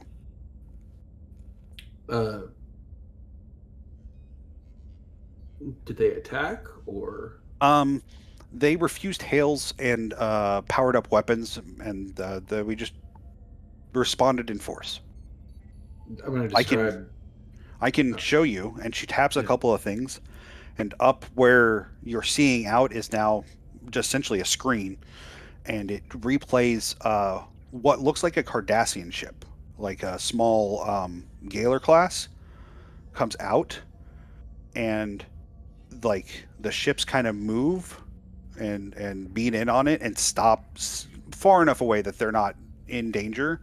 The Cardassian ship moves and powers up its weapons, and the three ships just essentially turn it into dust. So a Galar class, that would be bigger than a It's their runabout. smaller. The Yeah. Keldon class is the large warships. The Mhm. Galar class are smaller, kind of like cruisers. But still bigger Something than a that runabout. something akin to maybe a Constitution. Like they're Yeah. capable, but they're not powerful. Well, I mean, but I don't think like one of our runabouts couldn't take on a Galar. Oh no. One of the Yeah. runabouts would be ruined if there were a Right. couple of them. The Serenitis might have a run for its money.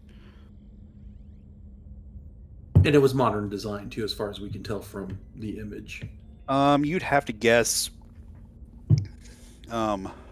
A couple of years ago, it looks like appropriate to the Dominion War time frame. Well, that's impressive that you vaporized them in one shot. Well, 3 shots technically, but We Looks are more like than one would happy. have probably done it, though. we are happy to have visitors, but we protect our people at all costs. It is very important that our safety is maintained. no, and they would have rained fire down on your planet. Do you know of that species? We do. We just Interesting. just finished a conflict with them not too long ago. I see. Well, then I'm glad that we reacted appropriately. Yeah, I would say you did. I mean, So, Charlie, just doing some quick numbers in your head, probably Perrin too. If that was a couple of years ago, that was like hundreds of years ago, probably for them, and that's where they were at then. So they might even be better now.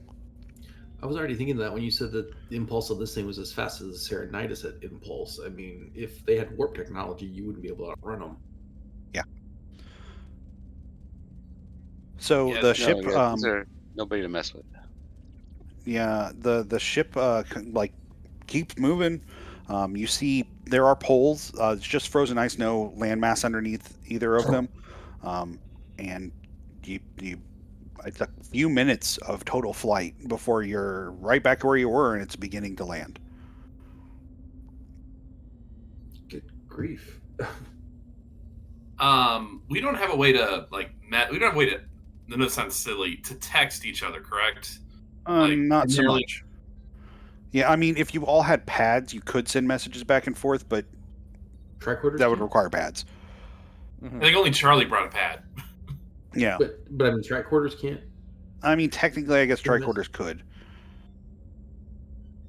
Yeah, you could do that. We've done it before, actually. Now that I'm thinking about it in this show. Because I've got one. I mean, it's standard away mission protocol. Oh, I assume Yeah. all of you have one. So yeah, the ship lands, and the captain stands up, and she says, "I'd be happy to show you the engines, but we don't have an engine room. It's just the kind of the section back here." And she motions towards the back of the ship, and I can show you around that area, but they're impulse engines. They're not super strong. We do have a small antimatter reactor that powers the ship, but it's I don't think it would be as big as probably yours is. And she walks to the back wall and taps on it, and like the standard size hourglass is as big as their reactor is.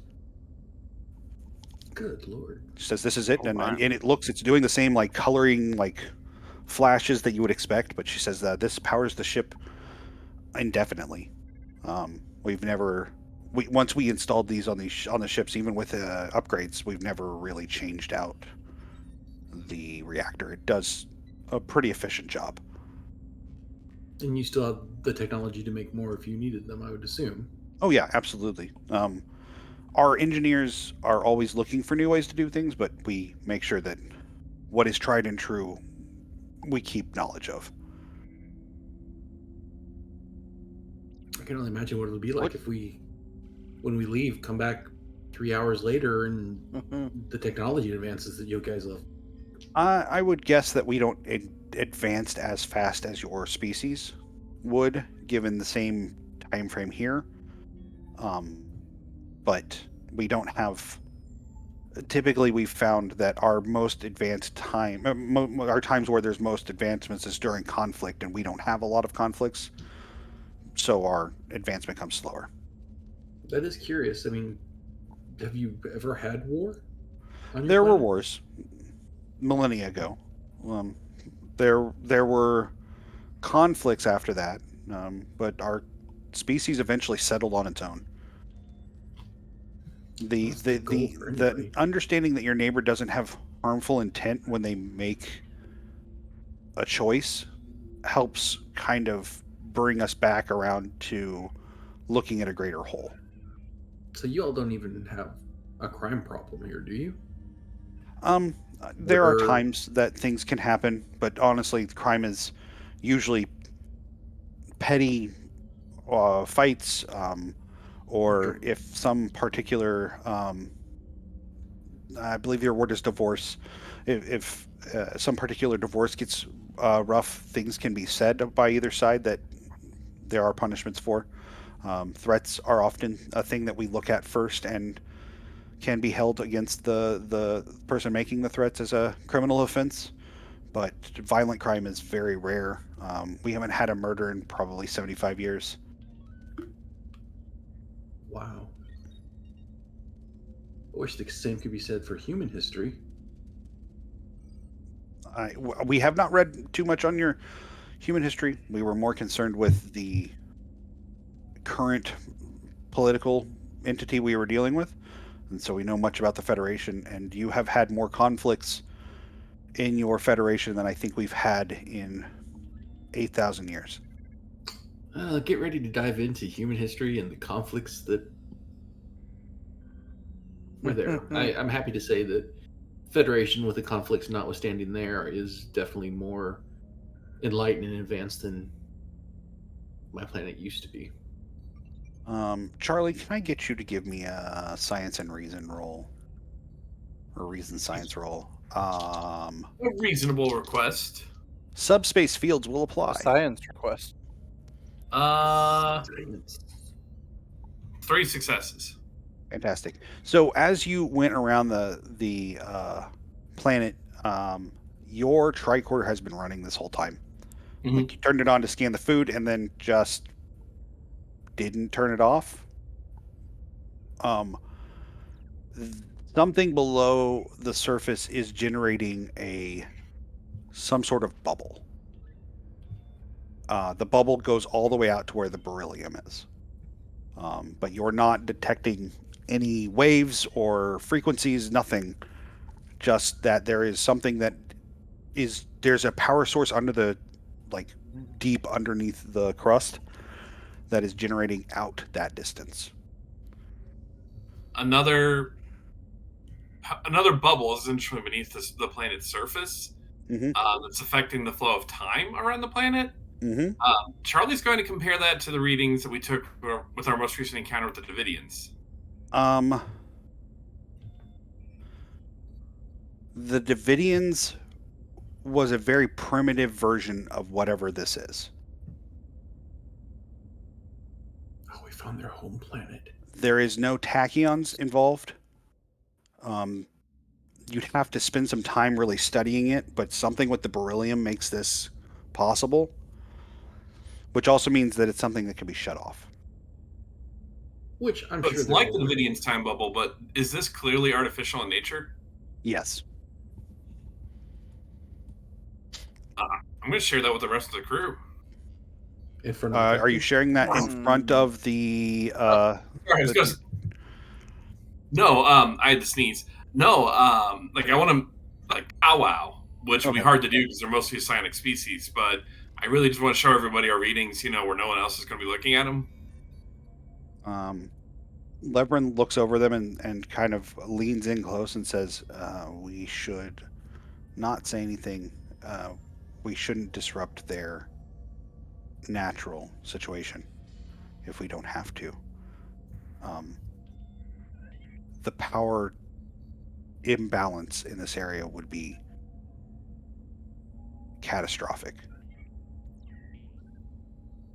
imagine if the Dominion brought them in. Imagine if the Dominion caught some of their technology. Defend themselves. I'm sorry, we didn't catch that first part. Surely they'd be able to defend themselves. Perhaps, but changelings.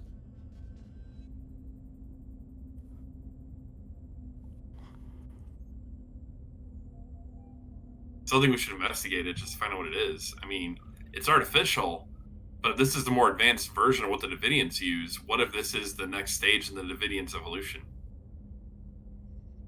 He kind of nods and looks over at Lonnie and says, I mean, the commander's the one that's going to make the call. I'm merely giving you my advice as a chief petty officer and nothing else. I mean- he dead stares in your eyes, Captain or Commander Rory, when he says and nothing else. Like, I I'm on just nod. vacation, damn it. Yeah, I just nod at him. Like, it might not be a bad idea to take a look, or honestly, we could just ask. They seem to be pretty upfront with all of their information.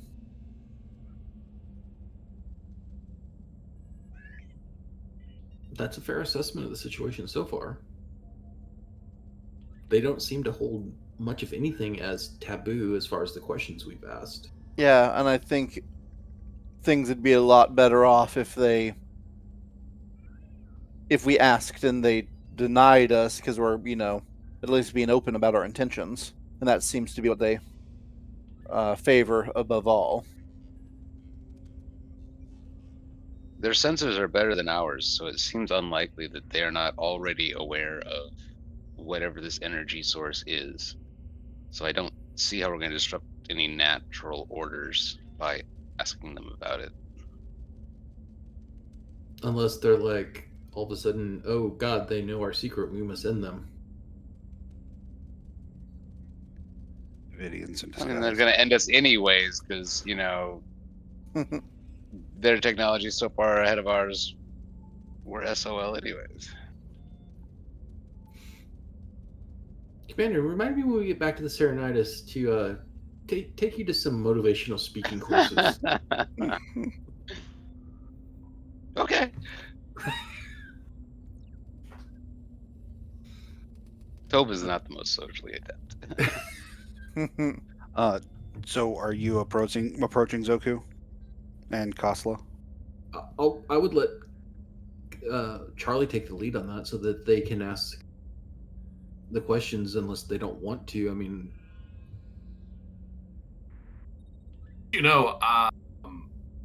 With their ability to read like intentions and everything, I'm going to be thinking about that bubble beneath the surface. They're going to pick up on it. You're be running scenarios in your head and it's going to be too late. Yeah. Just don't think real hard about what if we turn it off. So Charlie, you're going to approach Zaku? Yes. We'll go ahead and ask your question and see how this comes out. Oh, there's threat. Mostly, Charlie's going to start to the softball. It's going to be like, do you know the actual, the rate that time slows down when crossing the threshold of the beryllium field, Is there any other kind of, temporal disturbances on the planet? Do you know anything about time travel? Hypothetically, if there was, a void beneath your planet's crust, that might be generating something. You are speaking of the Herc technology. What's below our surface. We're aware of it. We're aware of potentially its effect on the beryllium and the nebula and our safety and time and the time dilation. But we've never. I'm sorry? Charlie's eyes go wide, and he's almost like, we've never. Our ancient histories tell of myths of an ancient species that brought us here and gave us this planet and told us they would protect us. And then they left. But we don't know the extent of the truth of that. We know that there were a group, or a species called the Herc. We found writing in caves. We also found what looked like a dead hive. The Herc are a species that are insectoid in appearance Yes. and live underground. And all four of you have heard about the Herc. Like the Mhm. Herc is a big deal. He says they were warlike, but also very colony and hive focused. I think our species as a whole has kind of picked up on a lot of that. I think you may have noticed how our captain Surtax responded, or showed that we responded to the threat. Um, but we are aware of the technology. We are aware of what it's doing, or we are aware that it's on, and we're aware that it's doing something. We've never been able to understand what it's doing, and with that, we've never shut it off. Well, I I understand. actually have a lot of experience with Herc technology. You, how could you have? They've been gone for. Well, I guess they have not been gone as long for you. They've been gone for a long time. I've unfortunately, you guys knew what would happen when you sent Charlie into this mission. No, Charlie's gonna be like, I've met a Herc. Where did you meet a Herc? Charlie's gonna loosely describe the circumstances from when he met the Herc. God, would have been a year ago, I guess. Game time. Yeah, give or take. Were those insects we found on the planet that one time Yeah. in a cave? He turns and looks at Kosla. They both tap their their little insignias and begin speaking in a language you cannot understand and cannot begin to build syntax out of. It's almost as though they shut off your universal translator. What did you do? There seems to be a problem with my universal translator. I can't quite understand either of you. They both look over and tap again, and I'm sorry, the indication that there could be a Herc presence out there means that they left us here to protect us, but left us with the idea that they would come back to eat us. Low key, I was thinking might be one of those worlds. Just, I don't really know if. I mean, the one we met was incredibly chill, which is a human term for they are very. The vibe check was good, as some of my friends would say, but overall, the one that I met was perfectly nice and civilized, and only made he didn't make any comments about eating anybody. In fact, we just assumed they ate smaller fish and insects and smaller mammals. You can just imagine Troy on the Enterprise and cards like,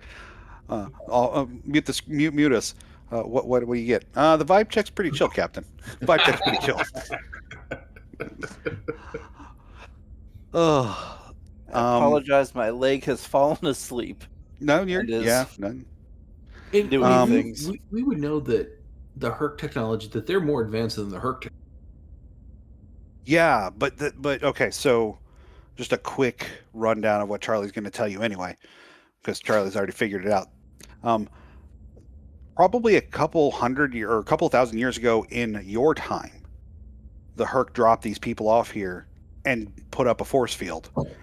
And in that time, they've had millennia upon a millennia to advance themselves with no threat from anywhere else, which means that their advancements came slower, but they've also had so much more time than the Herc ever had, or the Federation has had.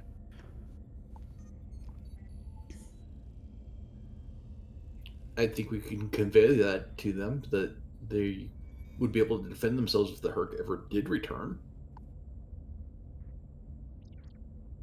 Yes, that is. Lonnie, can I get you to give me another insight and command roll? Insight command. Yeah, there's no difficulty, and actually, Tobin, you do the same. There's no difficulty. It's just a matter of how this affects you. I don't assume so, but can I get my interrogation specialty? No, not so much. Okay. I have 1 success. Fantastic. Would composure or negotiations a focus? Composure would apply. I Yeah, have that makes 4 sense. successes. So, Nice. Tobin, you are hit with, like you are smacked in the face with anxiety. But it's not. This is an anxious situation for them there, but you're fine. Lonnie, you are smacked with anxiety, and you feel on edge. You feel like if you were a cat, your hackles would be up and your tail would be fluffed.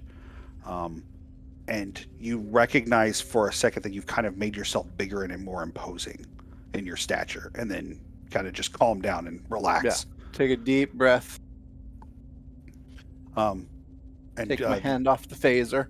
Charlie and Rory, you both probably like note exactly those things. Like Tobin blinks for a couple of seconds and it's fine, but Lonnie kind of goes into fight mode and then stops. Everything all right, Commander? Yeah. Basila speaks up and says, I apologize, Commander. I think that you're feeling us. The Herc, I have a feeling that we have primitive fear still left in our species. That's understandable. I mean, humans still fear the dark when we've had no reason to fear the dark for eons. I'm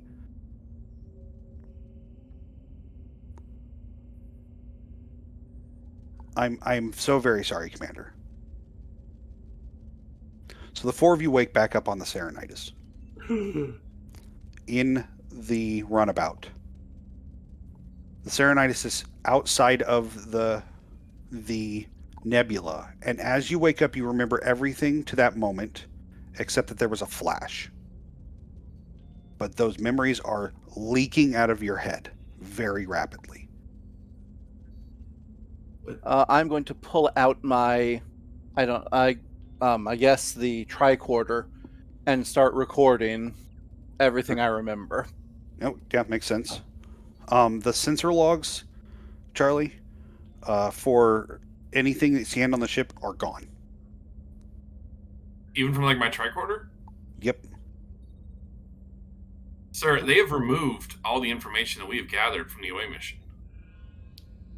I know it's pointless, but hail the planet. Let's see if we can get the descendants to explain what happened. So you are in the runabout on the ship. Do you want to go to the bridge to do that, or are you going to do it from here? Time is of the essence. I'd rather do it right here with more time. As you go to hail the planet, a beacon responds. And it's Zaku looking a decade older.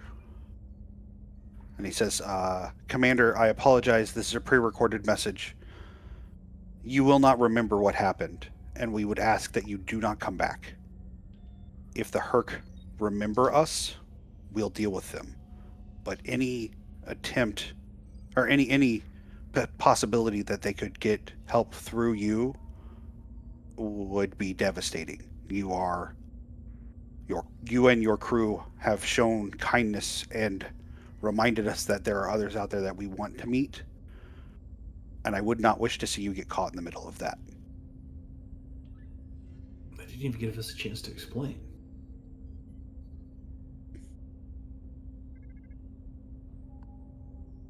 Well, probably like most advanced civilizations, they just assume they know better than we do. I think they're giving into a racial fear that really stands no ground anymore. I mean, we all saw what they. Well, I guess that would. We all saw what they did to that. Wait, what did we see?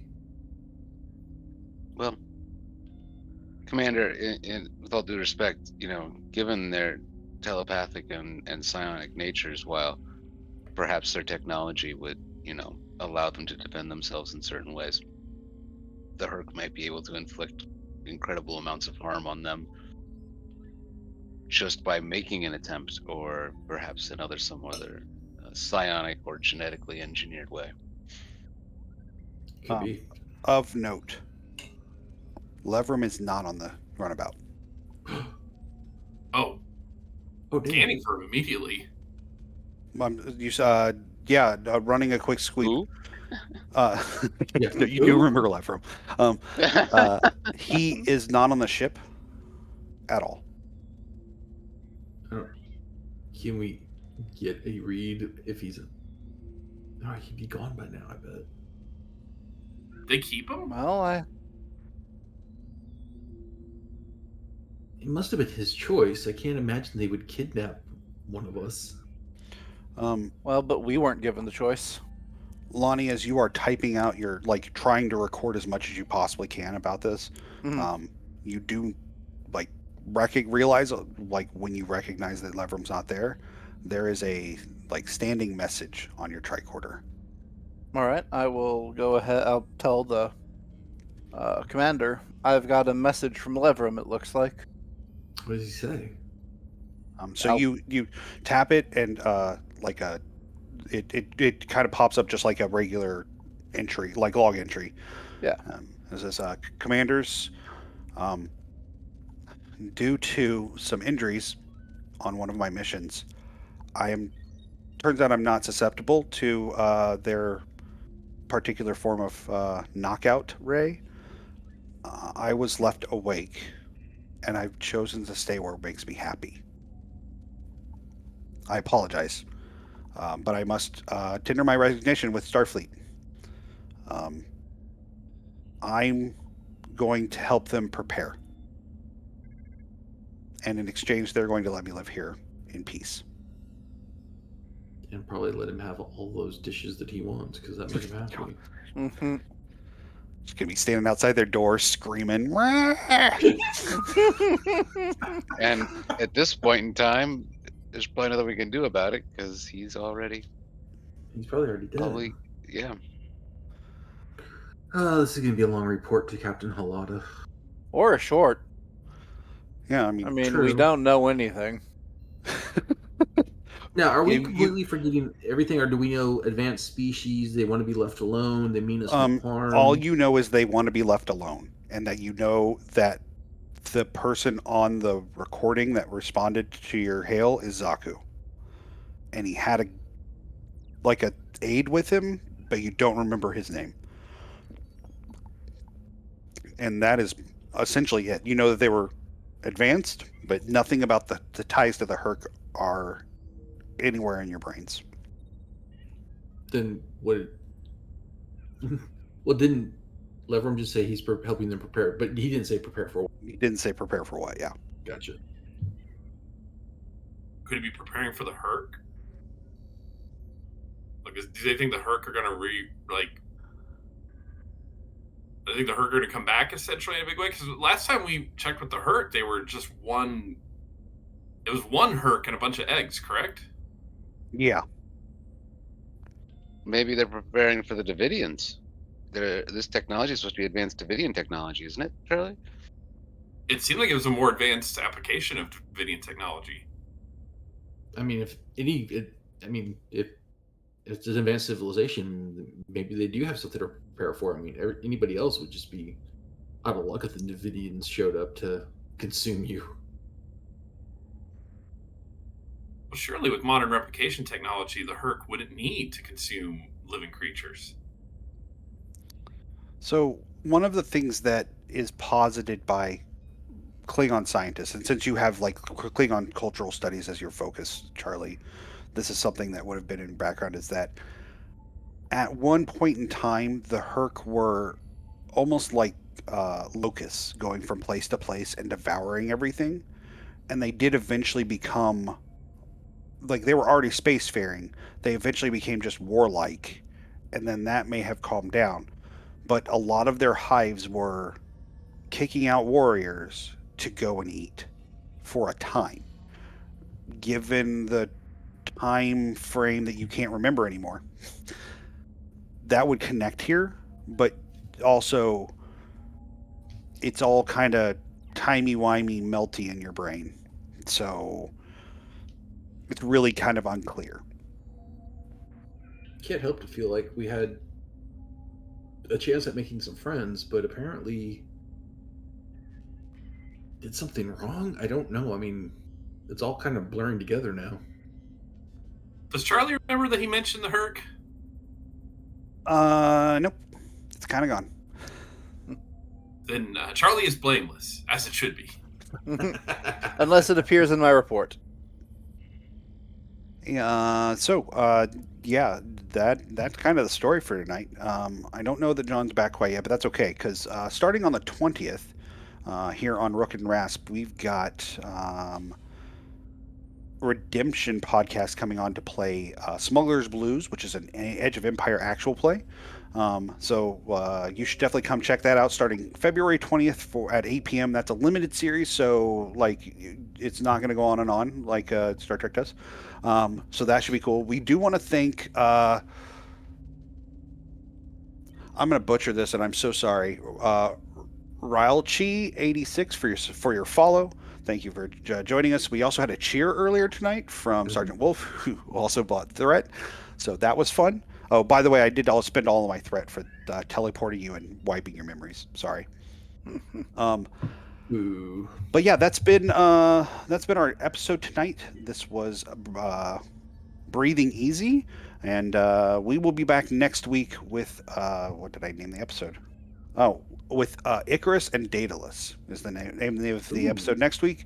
We will be back at 7:30, assuming no technical issues, 7:30 p.m. Eastern next Monday, and we look forward to seeing you then. Thank you very much, and you guys have a great night. Night.